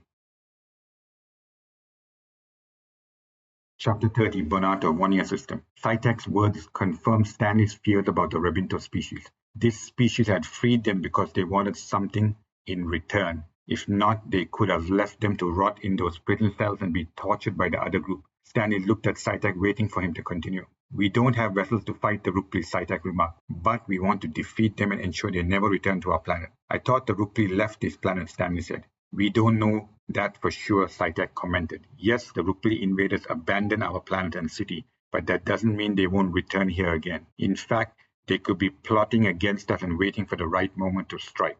Stanley couldn't argue with that fact about the Rukpli aliens. The Rukpli seemed to be skillful in planning out their attack strategies. Despite that, he had his reservations about Saitek's story. I still don't understand what you exactly want from us, Stanley said. We want your help to fend off any subsequent attack from the Rukpli on our planet, Saitek admitted. In return, we can help you fight them. We may not have any vessels, but we have the numbers to fight them on the ground. Stanley leaned back on the chair. I only have 2 vessels and a squadron at my disposal right now. We're still building more vessels back on our planet. Your 2 vessels are more than the nothing we have, Saitek said. If the Rukpli invaders stage another attack, we don't have the firepower to repel their ships, but you do. Stanley realized it may have been a mistake to reveal so much information about his capabilities in space to the Rebinto. The truth of the matter was that he didn't know enough of the Rebinto species to trust them. Stanley wasn't able to read Saitek well enough to discern the leader's true ambitions. Is that why you sent a secret transmission to us? Stanley inquired. Saitek looked flustered. Yes, I will admit we also had a secret agenda behind it, but we were desperate for help. You don't understand the suffering of our people because of the Rukpli. At least Saitek was honest to admit the purpose behind the secret transmission. While the secret transmission had helped Stanley and humanity in realizing the value of the Trebium, it had also drawn them into this part of the one-year system. The Rebinto had expected them to travel over to find out more, and Stanley had fallen for it and even pushed for it. Stanley was upset with himself. If he hadn't pushed for this mission, they wouldn't be here embroiled in someone else's battles. It wasn't that he didn't want to help the Rebinto, but humanity was already facing so many issues with the Rukpli itself, and on limited resources. Trying to help another species against the Rukpli aliens had never even crossed his mind. He was certain Admiral Sheldon would have said no to such an endeavor. But now that they were on this planet, he needed to make a decision. Stanley realized that the Rebinto might not be so helpful if he decided not to help them. If his exo found out the quagmire they were in, he would have berated him further for coming down to the planet's surface. Korea must have sensed his reluctance. We really need your help. The Rukpli invaders and their vessels are no match for us. Even if we have many of our kind on the ground, they would just be slaughtered. Once we defeat them, we can rebuild our planet. Stanley wasn't as optimistic as Korea. He felt she didn't grasp the bigger picture. No one really understood the capabilities of the Rukpli aliens. That alone would be a deciding factor. By the limited engagement he had faced with those 4 Rukpli vessels and so many fighter ships, Stanley sensed the Rukpli aliens had large fleets roaming the system. If that was true, then neither humanity nor the Rebinto would have much of a chance against the Rukpli aliens. Stanley decided to keep those thoughts to himself. We'll try to help within our limited capabilities, Stanley said. He didn't like being forced into a corner. Stanley could only hope the Rukpli aliens stayed away from this planet. Until then, he needed to find a way to communicate with his exo. Then, a shrill sound invaded the room. Chapter 31, F-101 Settlement, outside of Arcadia. Peter stared at his uncle Irvine. Peters, are you telling me your father agreed to this approach of running away? Irvine asked. My father has retired, Peters replied. That's crap and you know it, Irvine hollered. No one retires from the Euphra Defense Forces, let alone my brother who happens to be the greatest general that has served humanity. There's a threat that we cannot defeat, Peters said calmly. The Euphra Council has approved this exodus. Exodus? Irvine scowled. Is that what we are calling it now? I can think of a few better names than that. Sir, we just need to give everyone in this settlement an opportunity to decide on what's the best course of action for them, Cruz interrupted. I decide what's the best for the settlement and its residents, Irvine shouted. Peters motioned for Cruz to leave the building as she stared at his uncle. Things were spiraling out of control. His uncle was as stubborn as ever. It was best for him to talk to his uncle alone. Cruz got up and left quickly. Irvine placed his hands on the back of his head. Peters, your father would never have sanctioned such a retreat. It isn't in his blood, and neither is it in my blood. Peters didn't want to admit it, but his uncle's words cut through him like a knife. Memories from his younger days with his uncle flooded his mind. He was surprised to remember so much from those days. At one time, his uncle had been an important person in his life. But then his uncle had disappeared and no one had explained it. He had been too young in those days to know what was going on. But Peters suspected it had been because of an issue between his father and his uncle. I agree, Peters remarked. Irvine smiled. I'm finally getting through to you. I always knew you would grow up to be a man of integrity and conviction. My father trained us well, Peters added. Irvine frowned. I don't want to debate the past. It's best to leave the things between your father and me as it is. There's no reason to raise any of the dead issues. Peters realized this wasn't the place or time for it, but he couldn't help himself. Why did you leave us? Irvine narrowed his eyes. It looks like no one told you what happened, right? I'm not surprised by it though. Your father and I had some differences, Irvine sighed. Differences that couldn't be resolved. So I did the right thing and left. I didn't want to stay in a situation where it would affect everyone else in the family, especially you. If I stayed on, everyone would have suffered. At that moment, the easier option was to leave. During his younger years, his uncle had lived with Peters and his family so much so that he had become an extension of the immediate family. But then one day he disappeared, and no one in the family spoke about his uncle. It became a taboo subject, which to this day he still didn't understand. I think we better focus on the situation at hand, Peter said. He didn't want to walk down the path with his uncle. It seemed to be quite complicated, and he was unwilling to open the door further to the path. Irvine tapped his fingers on the desk. My stand remains the same. We aren't leaving. The sound of shouting interrupted their conversation, and it was followed by a single gunshot.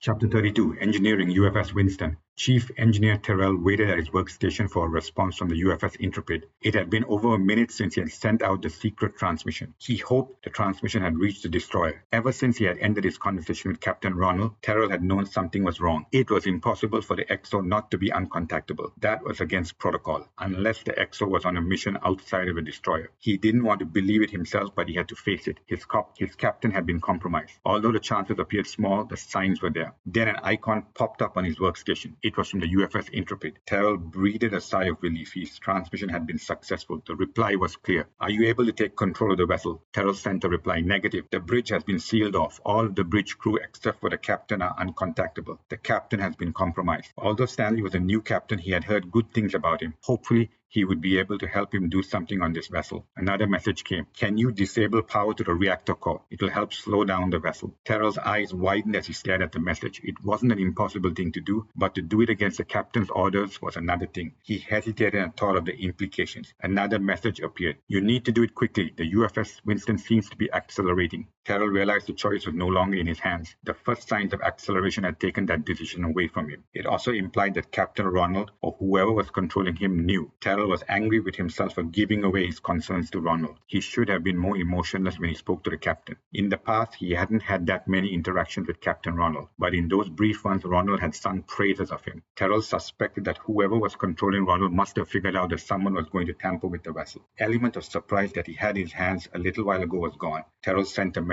Affirmative. With that, he turned and walked over to the master systems display in engineering. Then he sat down on the console beside it and clicked on a series of buttons. The power to the reactor core began to diminish as it shut down. Terrell held on to the chair as the destroyer came to an abrupt halt. Chapter 33. Bonato, 1 year system. What is that? Sytag growled. Korea was already typing away on her device. We're under attack. By whom? Sytag asked. It cannot be Psylocke. He wouldn't dare attack us. And the Rukpli invaders do not know of our base here. It's the Rukpli, Korea confirmed. Impossible, Sytag scowled. Stanley stood and followed both Sytag and Korea towards the center of the hall. All the Robinto who had been at work on the weapons had stopped and were staring at Sytag. Everyone to your station, Sytag barked. If the Rukpli invaders have found us, we will destroy them. The Robinto all dispersed quickly. Where are they going? Stanley asked. We have manned artillery batteries across this valley, Korea replied. Those will help us take down the invaders. I need to get to my people, Stanley said. Follow me, Korea said as Sytag left the hall. Stanley followed Korea down a passageway until they came to another smaller chamber. Dalton Grayson and his crew were seated. It appeared they had just finished eating a meal. Dalton stood. Captain, what's going on? We heard the alarm. The Rukpli are attacking this place, Stanley announced. We need to help them now. I will explain everything else later.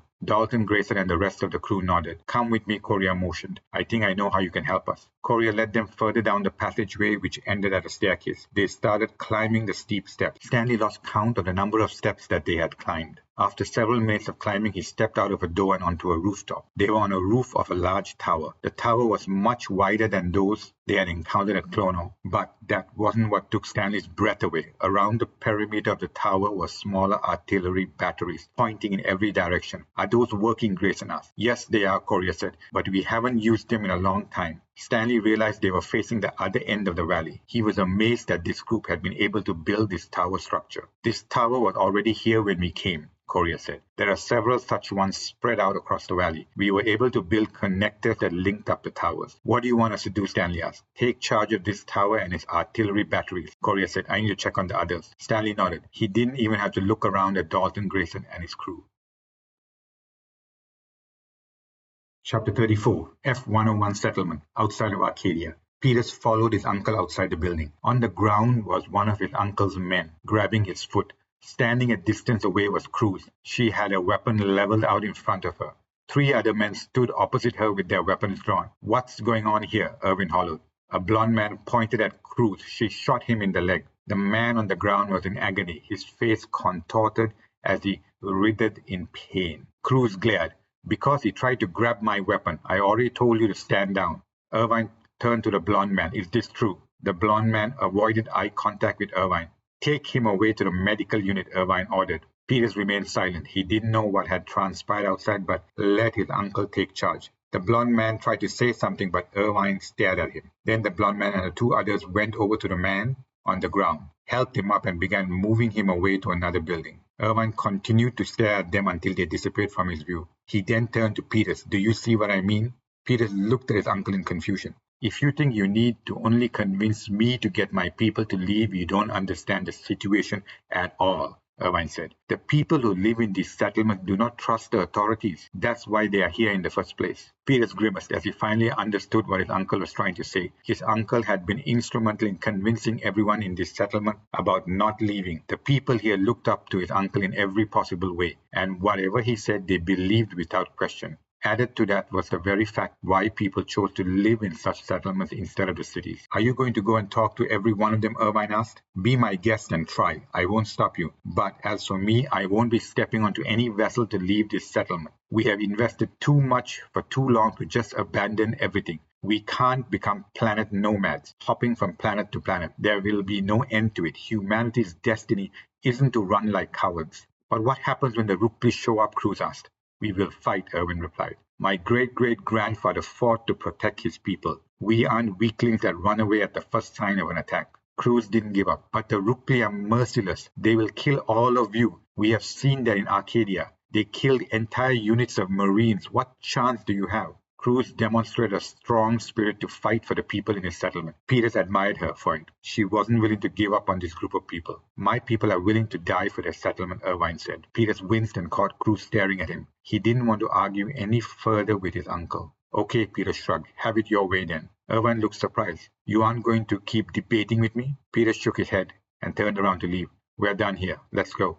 He had no intention of saying goodbye to his uncle. It was pointless. He began to walk past Cruz, who had disbelief on her face, but he didn't stop. After a while, he turned back and looked at the settlement. Cruz had managed to catch up with him while his uncle had returned into the building. His uncle was still so stubborn, which was probably why he and his father must have fallen out with each other. Once he reached the shuttle, Cruz came up in front of him. Captain, are we just giving up on them? Cruz asked. Peter sensed his lieutenant didn't understand what was going on. He was also tired of explaining it. The conversation with his uncle had drained him. He hadn't expected it to have such a reaction. The past had a way of catching up with you when you least expected it. The last hour had shown some truth to it. They want to stay and fight, Peter said. You heard Irvine. Even his people seem to believe it. None of us can stop them from doing that. But we were sent here to convince them, Cruz insisted. Peters glared at her. I am aware of that, Lieutenant. We have done our part. Let's get out of this place. Cruz finally sensed his anger and stepped aside as he got into the shuttle. Despite failing in their mission, Peters realized his uncle had made a valid point, and to a certain extent he also agreed with his uncle's outlook. There had to be another way to tackle the Rukpli invasion, and Peters was determined to find it.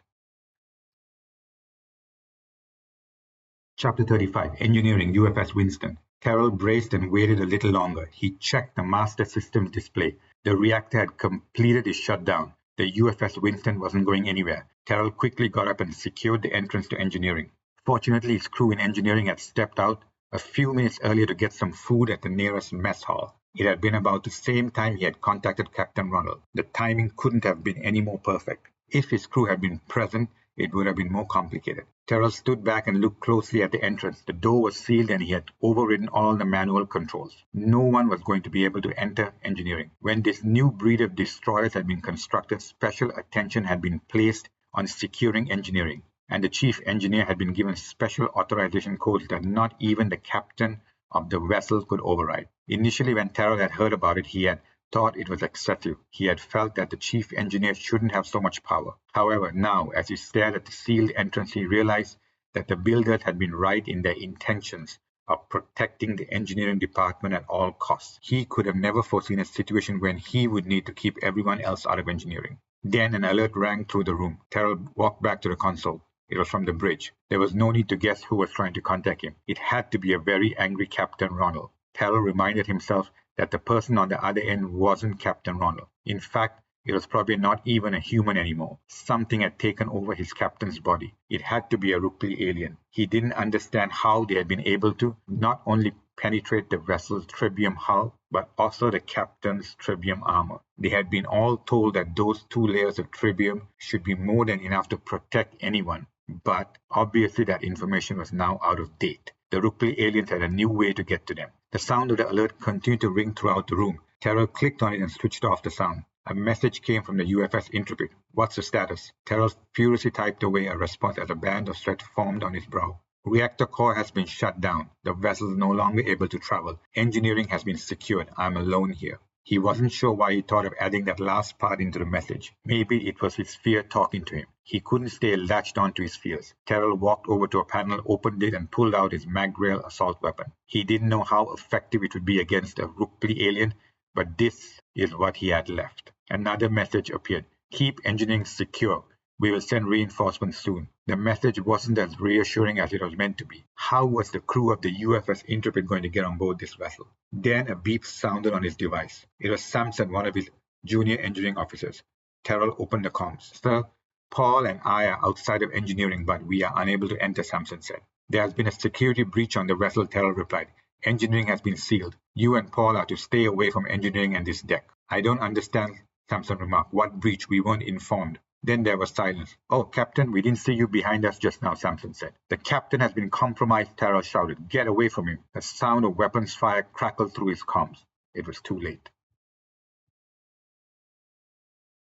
Chapter 36, Bridge, UFS Intrepid. Mendes was sweating. The transmissions from the chief engineer on the UFS Winston had revealed the seriousness of the issue. The Rukpli aliens had taken over the UFS Winston. To make matters worse, the captain had been compromised. He didn't know how it had happened, but it had. However, he was glad that Chief Engineer Terrell had the foresight to recognize the situation and was able to shut down the reactor. That should buy everyone some time. Mendes suspected Captain Ronald had intended to ram the UFS Winston into the UFS Intrepid. That could have potentially disabled or even destroyed both vessels. He had to admit it was an ingenious plan. A compromised captain was dangerous. The new breed of destroyers had been built with a lot of automated intelligence systems, which were far superior to the older vessels. The bridge could technically be operated at the captain's console if the need arose. During the briefing for this posting, he recalled being told such concentrated operational power had been part of the intentional design of the bridge. To overcome any weakness within such a system, engineering had been provided with special authorization codes only known to a single individual. Mendes was grateful that Terrell had been able to use them to shut down the reactor. The view screen displayed a floating UFS Winston. It was eerie watching the destroyer aimlessly sitting in space. If a Rukpli alien vessel appeared out of nowhere, the UFS Winston would be in trouble. However, his sensor officer had reported that the shields on the UFS Winston were still up. A shuttle had been dispatched to rendezvous the UFS Winston. Mendes had tasked Lieutenant Gilman, a junior officer, to lead the mission. How far is the shuttle? Mendes asked. 30 seconds from reaching the area outside of the hangar bay of the UFS Winston, the sensor officer replied. Mendes only hoped that Chief Engineer Terrell had followed his latest set of instructions. If not, his shuttle crew wouldn't be able to board the UFS Winston. Chapter 37, Bonato One-Year System. Before anyone could say another word, Courier disappeared down the steps. The tower had several artillery batteries spread out in a circular formation. Dalton looked at Stanley. Captain, what are your orders? Stanley looked up at the sky. It was empty for now. There were no sightings of any vessels, but that would change soon. Split up into pairs and get yourself in front of an artillery battery and be ready to engage, Stanley ordered. Grayson, you're with me. Grayson nodded as the group broke up into pairs. Then each pair walked over to an artillery battery. There wasn't enough pairs for all the artillery batteries, but that didn't matter at this moment. Stanley strode to the one directly in front of him. Grayson was right beside him. Do you know how to operate one of these? Stanley examined the console on the artillery battery. It's time to learn. The console had graphical icons which helped them figure out how to operate it. The artillery batteries appeared to fire plasma beams. He didn't know where the Robinto had gotten access to such artillery batteries. Grayson looked at him. Sir, what are we doing here helping the Robinto? Stanley had asked himself that same question repeatedly as they had climbed the countless number of steps to the top of this tower.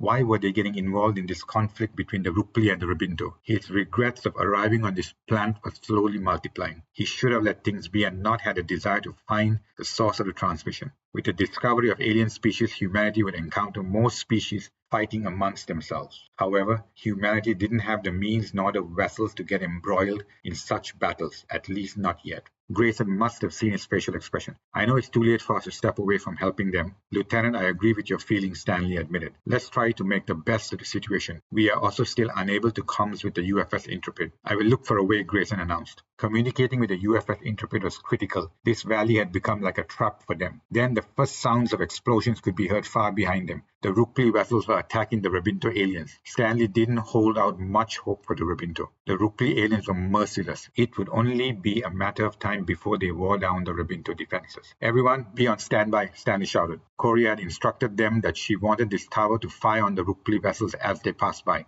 She anticipated the Rukpli vessels would attack from the southern part of the valley. Stanley hadn't understood her reasoning for that assumption. Sir, the moment we start engaging with the Rukpli vessels, we become a sitting target, Grayson said. Stanley was aware of the dangers. Although this tower was wide and large, if multiple Rukpli vessels fired upon it, the tower could crumble, killing them all. They needed to find a better way to control the artillery batteries. Dalton, is there a way for our devices to patch into the artillery battery console? Stanley asked. Dalton turned to him with excitement in his eyes. I get what you're saying. Let me try. Captain, I see the first Rukpli vessels, a voice shouted. Chapter 38, Engineering, UFS Winston. The Rukpli seat stepped through the sealed door into engineering. It didn't need Captain Ronald anymore. That body had served its purpose and was now gone. The two officers outside engineering had been an easy target. They hadn't even been armed and never saw it coming. This ship was on an autopilot route to intercept the UFS Intrepid and crash into it, but this chief engineer had temporarily halted its plans. The Rukpli seat should have dealt with the chief engineer immediately after he had contacted Captain Ronald. That had been a mistake. If it had requested the chief engineer to come to the bridge, it could have easily killed the human, and by now the mission would have been completed. The Rukpli seat glanced around the engineering room. The place was empty. Where was the chief engineer? Was he hiding? That would be a foolish thing to do. The human should be around here somewhere. Eventually it would find the human, and if the human tried to fight back, it would simply body jump into the human. The Rukpli seat recalled that the two junior officers had been talking to someone outside the sealed door before it had shown up. That person must have been the chief engineer. It meant the human was in here somewhere, but this place was dead empty. The Rukpli seat moved around until it came to the master system display. The reactor core had been shut down. How had the chief engineer known to shut it down? Was someone else helping the chief engineer?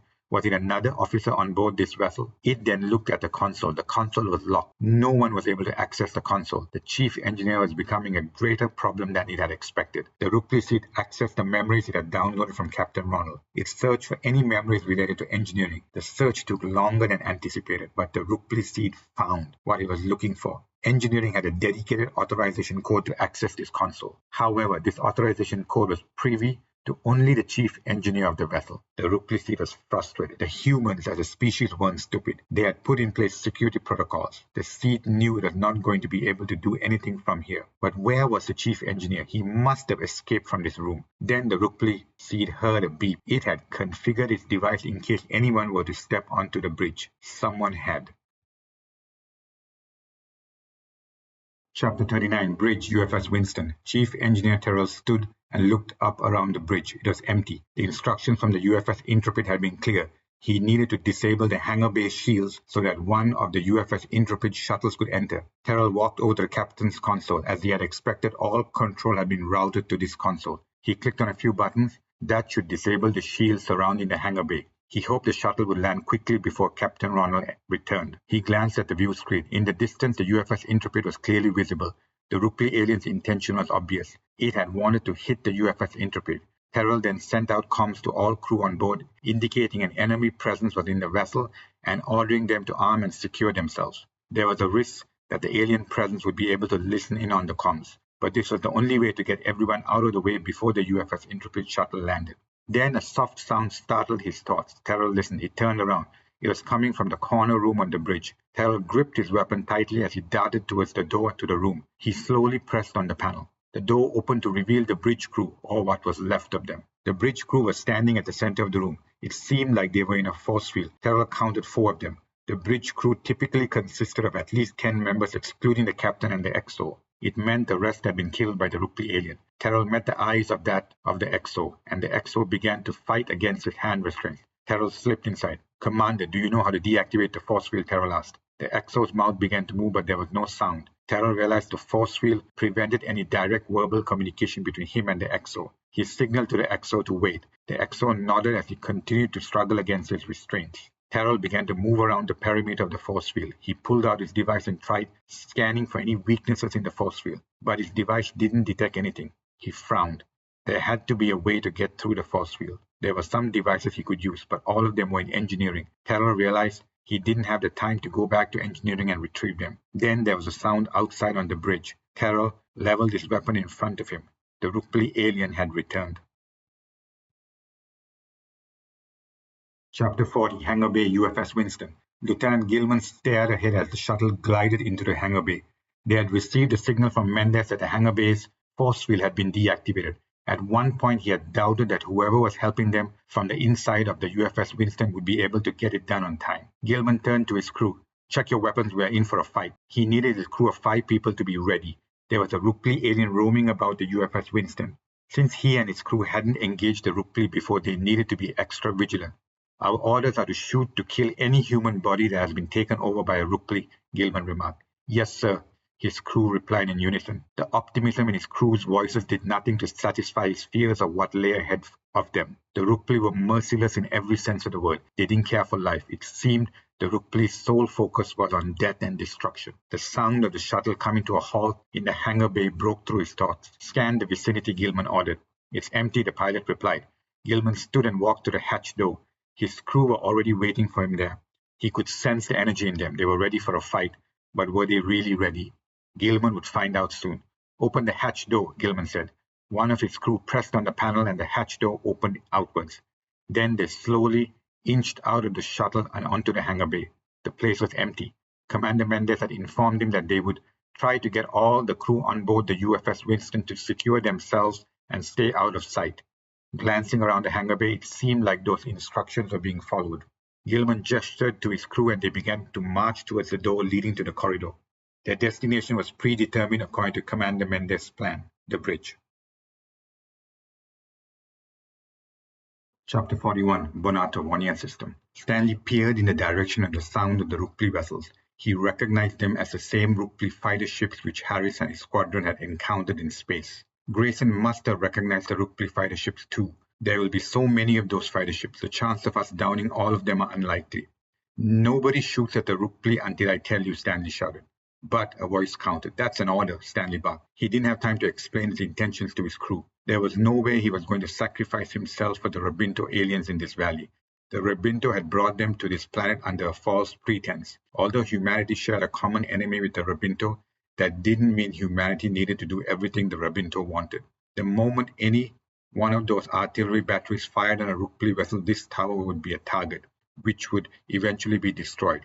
Stanley had no plans to die in this valley. That wasn't why he had risked a lot to travel to the fringe of the 1-year system. This planet had been a Rukpli outpost, but now it was under siege. He didn't know if the Rukpli had planned it this way. Maybe the Rukpli had waited for them to make contact with the Rabinto before attacking. Maybe that had been the plan all along. Dalton rushed to his side. "Captain, I got it." "Show me," Stanley said. Dalton pressed on his device and the artillery battery in front of Stanley moved slightly up and to the left. Stanley slapped Dalton on the back. "That's great. I need your device to control all the artillery batteries on this tower. Can you get it done quickly? We don't have much time left."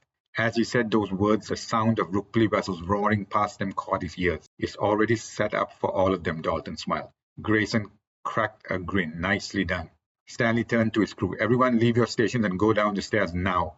The crew turned to him in confusion but obeyed his command. One by one they started going down the stairs. "The Rabinto are going to be wondering why we didn't fire on the Rukpli," Grayson commented. Stanley was aware of that, but he didn't care about the Rabinto right now. He needed to keep his crew safe. That was his priority. Helping the Rabinto was one thing, but he wasn't willing to sacrifice for them. By now, only Dalton and Grayson were left with him. The rest had disappeared down the stairs. The sound of the next round of Rukpli ships invaded his ears. It had to be a second wave of the Rukpli fighter ships approaching this end of the valley. "Target onto one of those fighter ships and engage them," Stanley ordered. "Grayson, you go first. I'll join you later with Dalton." Dalton turned to him. "Captain, I can handle this. Both of you should go first." Stanley looked at the officer. Dalton had matured in leaps and bounds throughout their engagement with the Rukpli. Stanley felt proud of the young officer. He nodded and followed Grayson down the stairs as the weapons fire from the artillery batteries commenced. Chapter 42, Bridge, UFS Winston. Terrell took a deep breath and waited. The door to his room was still locked, but he didn't know if the Rukpli alien could walk through the door. No one had told him whether that was possible or not. It was likely no one had encountered such a scenario. He caught a glimpse of movement inside the force wheel. The crew were as anxious as him. Terrell knew he would have to face the Rukpli alien alone and neutralize it. If he couldn't, the Rukpli alien would most likely jump into his body and he would be dead. A few more sounds could be heard outside the room. What was taking the Rukpli alien so long? It must have recognized that someone had entered the bridge. Why hadn't it come into the room? Had the Rukpli alien thought that whoever had entered the bridge had already left it? Terrell was being hopeful, but he needed to be ready. Another sound caught his attention. This was different from the previous sounds. It was like a scraping sound, as if someone was running their nails along the door. It sent shivers down his spine as he aimed his weapon at the door. Then he couldn't believe what his eyes witnessed. A shape began to come through the door. Initially, the shape had a body. It was only when the arms came through the door did Terrell recognize that it was a Rukpli. The arms were cone-shaped. The head came through next. The moment the head emerged, it began to look to the right and to the left. Once the Rukpli's entire body was through the door, it turned to stare at him with a sneer. "You are the one who has stopped this vessel. You have caused so many problems for me. You will pay for it." "Do not move," Terrell shouted. Your weapons have no effect on me, human, the Rukpli alien scowled. In a matter of seconds, I will be in your body, and this vessel will begin moving back on its course. As the Rukpli alien finished saying its word, a barrage of sounds came from outside the room. That was the distraction Terrell needed. "I'm in here," Terrell yelled, and fired his weapon at the Rukpli alien. Chapter 43, Bridge, UFS Winston. Gilman and his crew heard the voice and the weapons fire as they looked around the empty bridge. He motioned to his crew, who raced to the door and opened it. Gilman peered through the door. There was a force field with several crew inside it. One person was on the floor, but there was no one else around. The person on the floor pointed to the left. The Rukpli went through the wall. "Back up and find it," Gilman shouted to his crew. Two of the crew left the room and went back out to the bridge to chase down the alien. Gilman lifted the man off the floor. "Are you Chief Engineer Terrell?" Terrell nodded. "You got here just in time. I thought that Rukpli was going to jump into me. When I fired, the alien moved very quickly towards that wall and then stopped. I don't know why it stopped, then it disappeared." "Lieutenant, we have a vessel on the aft side," one of his crew shouted from the bridge. Gilman turned and stepped back onto the bridge. "Can you identify it?" One of his crew was seated at the sensor officer's seat. "It's a Rukpli vessel." Gilman opened the comms link to Commander Mendes. "Sir, the alien has escaped. We spotted—" Mendes' voice interrupted him. "We are firing on the Rukpli vessel now." Gilman turned back to the chief engineer. "Can you enable this ship to move again?" Terrell raced to the console and pressed on a few buttons. "The reactor is online. We should be able to move now." Gilman motioned to his crew, who pressed on the console. The UFS Winston lurched forward. "Sir, the alien vessel has disappeared," his crew member reported. Gilman frowned. Commander Mendes had warned him about the Rukpli's ability to move quickly. It appeared they had withdrawn once their plans to take over the UFS Winston had failed. Chapter 44, Euphra Council, Arcadia. Peter stood outside the door leading into the chamber where the Euphra Council met. It would be his first time stepping into this chamber. He had heard many stories of the Euphra Council from his father. In his younger days, those stories had been just that, stories, with a group of names he couldn't even recollect. But when he had joined to serve, he had begun listening to every one of his father's conversations, which were filled with the intricacies of governing the planet and its citizens. Peters pressed on the panel beside the door and it opened inwards. The large round table stood before him. The chamber was empty, except for a lone man standing looking out over the large windows. The man spoke without turning. "I never expected to receive the secret transmission from you of all people." The man turned. Anyone would have been able to recognize him. It was Darius. "But then how could I not resist meeting you, the son of our greatest general?" Darius remarked. Peters had heard many things about Darius, mostly positive, but it was the first time meeting the man face to face. "Thank you for taking the time to meet me," Peters said. Darius gestured to him to take a seat. Peters sat down on his end of the table. "I'm curious why you came directly to me instead of going through General Williams," Darius said. When Peters had first sent the transmission, he had realized he was breaking protocol, but this was worth the risk.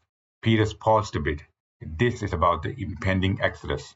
Darius raised his hands. "Of course, I should have figured that out. You do know that the decision was made by consensus. By that I mean there was a unanimous decision to go with the plan proposed by Williams and Sheldon. But I guess you're here because you don't agree with the plan." Peter swallowed hard. He didn't like dealing with people like Darius, but his encounter with his uncle had changed his perspective on everything. Peters realized he could have gone to his father, but his father would be stubborn and just chide him that we must all follow the chain of command. It was one of his father's guiding principles. Not a meeting went by when his father would not highlight it. In his younger years, he had grown up despising hearing that phrase about the chain of command. And now, here he was, breaking it. Peters remained silent. "It wasn't too hard to guess," Darius said. "You do know that the prototype drive has passed the test, right?" Peters nodded. Word had spread at Titanic base of the successful test of the FTL prototype drive. Lieutenant Cruz had been excited, but Peters hadn't been as interested. He had to admit that the FTL arcade drive was a breakthrough for humanity, but people saw it as their salvation. "The civilian population has never been more united behind it," Darius continued. "It will usher in a new age of exploration for humanity, if we survive," Peters mumbled. "Isn't that why we have your forces?" Darius countered.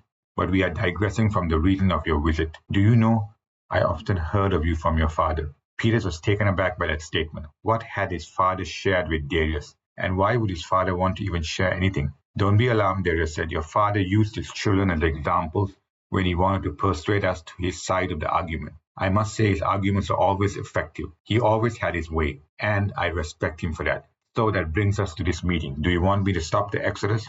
"No," Peters replied. Darius tilted his head. I thought.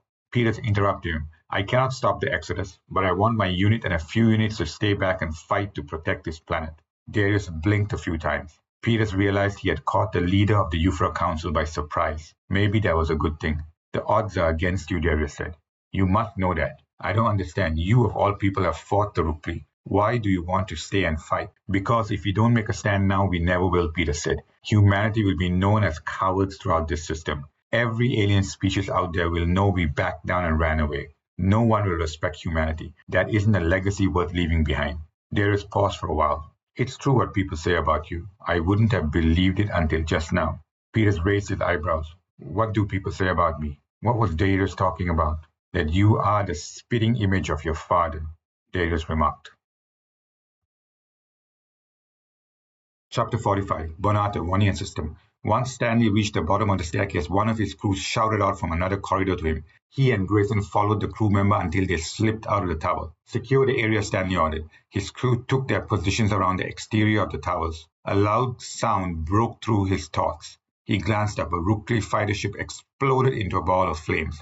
Dalton's control of the artillery batteries were effective. Then Korea rushed outside the tower. She must have heard the explosions and come to investigate what was happening. By her facial expression, Stanley knew what to expect. What are you doing down here? Korea asked in an angry tone. We need your crew up there on the tower to man those artillery batteries. We are being bombarded on the other end of the valley and taking heavy losses. There are too many of their fighter ships in the sky. Another explosion rocked the sky above them. That's what my crew is doing, Stanley said as he gazed upwards at the falling debris from another downed Rukpli fighter ship. Korea looked lost. How?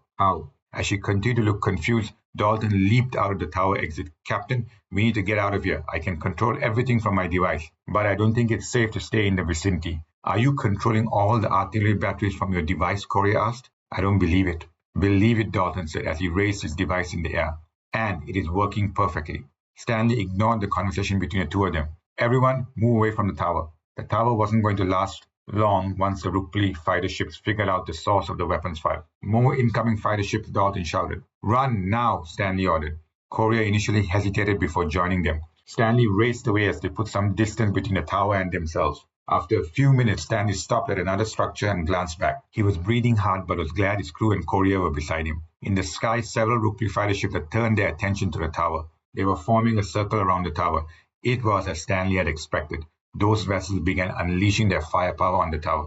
Are you able to still control the artillery batteries from here? Stanley asked. Dalton nodded. I'm still firing at those vessels. A series of explosions on top of the tower interrupted Dalton. At first, nothing happened. Maybe the tower had been able to withstand the assault, but then the tower began to crumble. Slowly, the Rukpli fighter ships continued firing around the tower area. They were merciless. Korea clenched her fist. We should have kept firing at them from the tower. We could have destroyed more of their vessels. Dalton glared at her. Then we would all be dead right now instead of standing here. Their vessels are killing us, Korea insisted.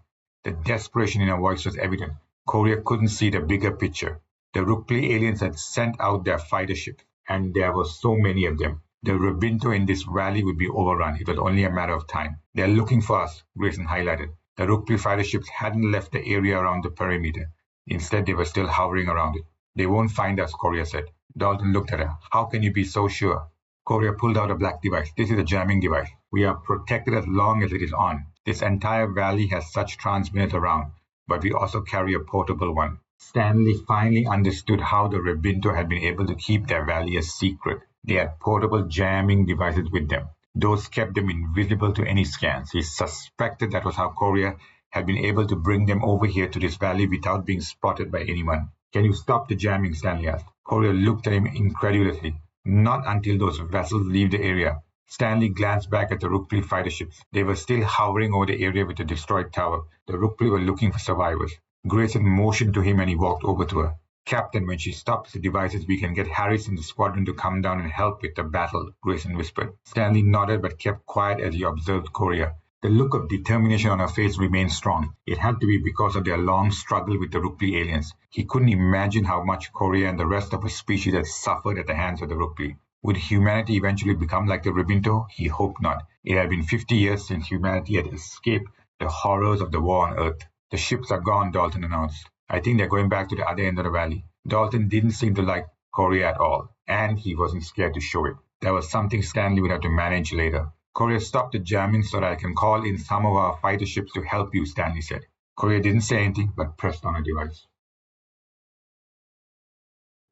Chapter 46, Chamber, Smaller Rukpli Vessel. The Rukpli alien seed bowed before the holographic projection of its Supreme Leader. Supreme Leader, I have failed in my mission, the seed said. I'm ready for the washing away of my seed status. That won't be necessary, the Supreme Leader replied. The seed looked up in confusion. I don't understand. Your mission wasn't a failure, the Supreme Leader commented. The Rukpli seed still didn't understand what the Supreme Leader was alluding to. His primary mission had been to destroy both human vessels. That hadn't happened. Did you get what I requested? The Supreme Leader asked. Yes, the seed replied. It felt odd to be talking to the Supreme Leader for such a long duration. It was rare for the Supreme Leader to talk to anyone in such a manner. Then, our mission was a success, the Supreme Leader remarked. The seed bowed. Although it remained confused, it dare not question the concept of success in front of the Supreme Leader. During the mission, the Supreme Leader had sent a special request for it to collect the schematics of the reactor core of the destroyer. The seed hadn't been surprised by the request because it sensed the Supreme Leader was able to track its whereabouts. At that moment, in the midst of trying to find a way to restart the reactor core in engineering, the seed had thought nothing of the additional request. Fortunately, the schematic had been easier to retrieve from engineering.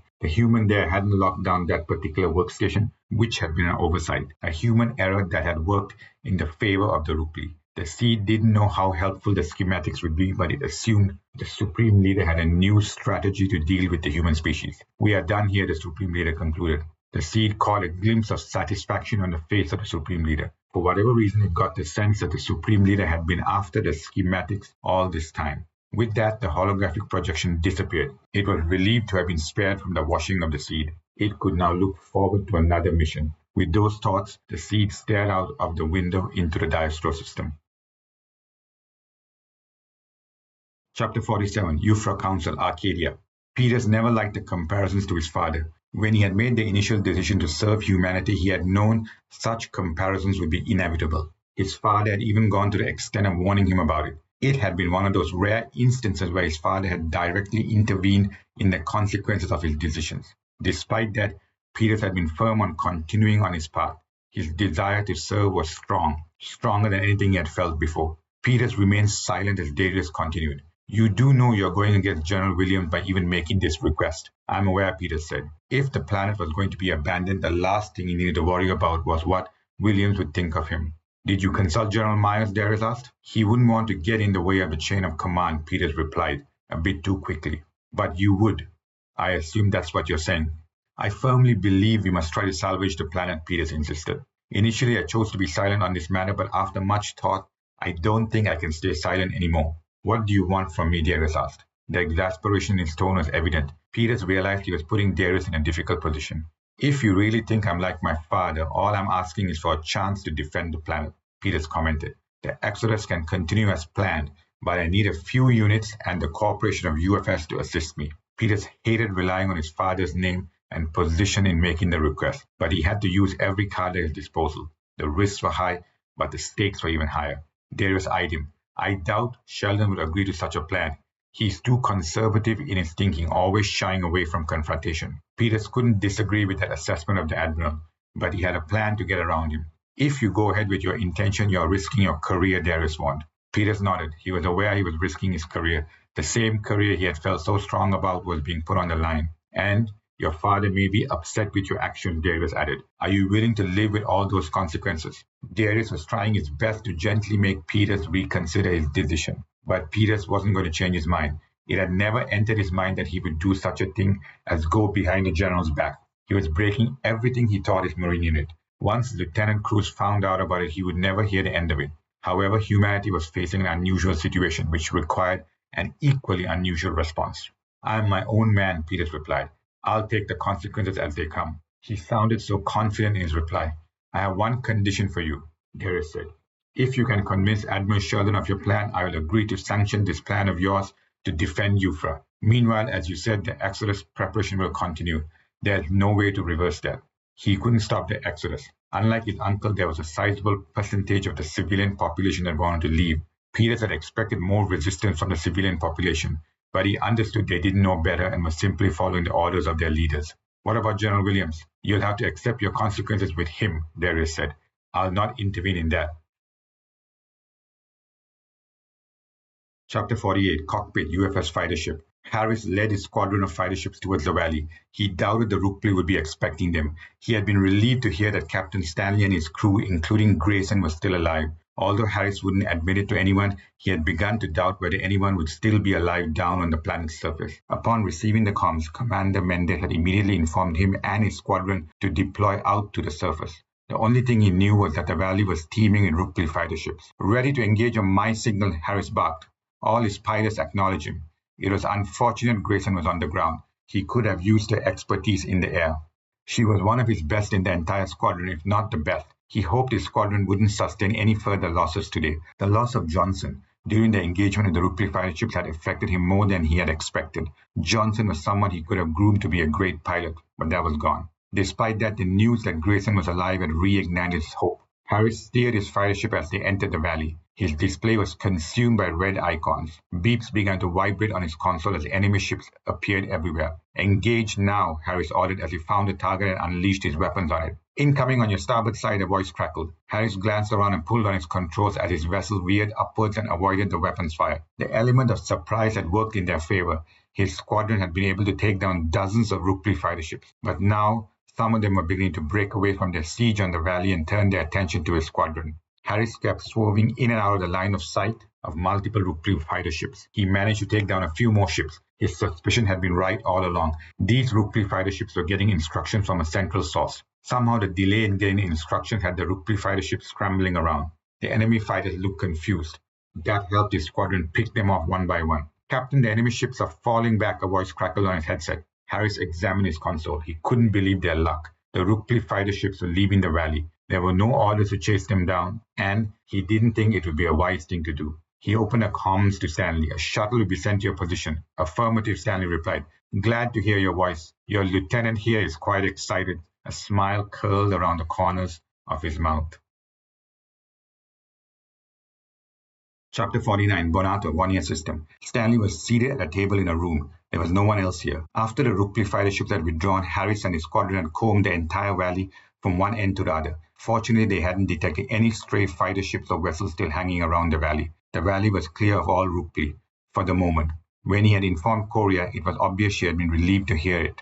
But her determined, hardened look against the enemy hadn't changed. Dalton Grayson and his crew had returned to the UFS Intrepid on the shuttle. Korea had requested he stay back for a discussion. Stanley had complied, as he also wanted to know what the Rabinto were going to do next. Although he had been successful in finding out that the Rabinto had sent a transmission, Stanley felt there was more. The doors slid open. Saitek and Korea stepped inside and took their seats opposite him. Captain, thank you for staying back to talk to us, Saitek started. The look in his eyes spoke of an alien humanoid who was visibly tired. The last many hours of fighting the Rukpli fighter ships had taken its toll on the Rabinto leader. Saitek drummed his fingers on the table. I didn't expect the enemy to launch such a ferocious attack. It's still a mystery as to how they found our location. How many casualties did you suffer? Stanley asked softly. We lost nearly 50% of our species who were based in this valley, Saitek sighed. That's an unimaginable loss to me. Korea told me how you managed to control your artillery batteries remotely. We should have done that as well. Most of my species died at their respective towers. I have never seen so many of the invaders' vessels all at once. It was like a swarm. I have, Stanley admitted. Saitek's eyes grew wide. What do you mean? Stanley shared on the sheer number of Rukpli fighter ships they had encountered in space. Both Saitek and Korea listened quietly. The vessels that attacked this valley were of the same configuration, Stanley remarked. We owe you for getting your pilots to repel the invaders, Saitek said. If not, I believe we would have been exterminated. Your squadron saved us. Surprisingly, Korea remained silent. Stanley wasn't sure why she chose to stay quiet but didn't dare to ask in the presence of Saitek. What are your plans now, Saitek asked. We are going to return to our planet, Stanley replied. We found out a lot more about the enemy. Hopefully that will help us defeat them when they try to attack our planet again. Would you be open to taking our species or what is left of it in this valley with you, Saitek asked. Stanley had suspected the Rabinto species would make such a request of him. You don't look surprised, Korea said. Stanley smiled. Should I be? I had anticipated that you may ask for safe passage away from here, but I thought this is your home. Why abandon it? Korea raised her voice. We are not abandoning it. Saitek glanced at her. What she means is that we cannot wait for the next attack by the invaders. Now that the invaders know of this valley, they won't stop until they completely destroy it. I would never say it outside the confines of this room, but I fear for my species. Earlier, I had asked for your help to defeat the enemy, but with so many of their vessels, I think it would end up being a losing battle. That doesn't mean I'm giving up on my planet. Now I need to think of alternatives to ensure the survival of my species. Stanley understood the predicament the Rabinto species faced. Without any spacefaring capabilities, they were destined to be wiped out on this planet.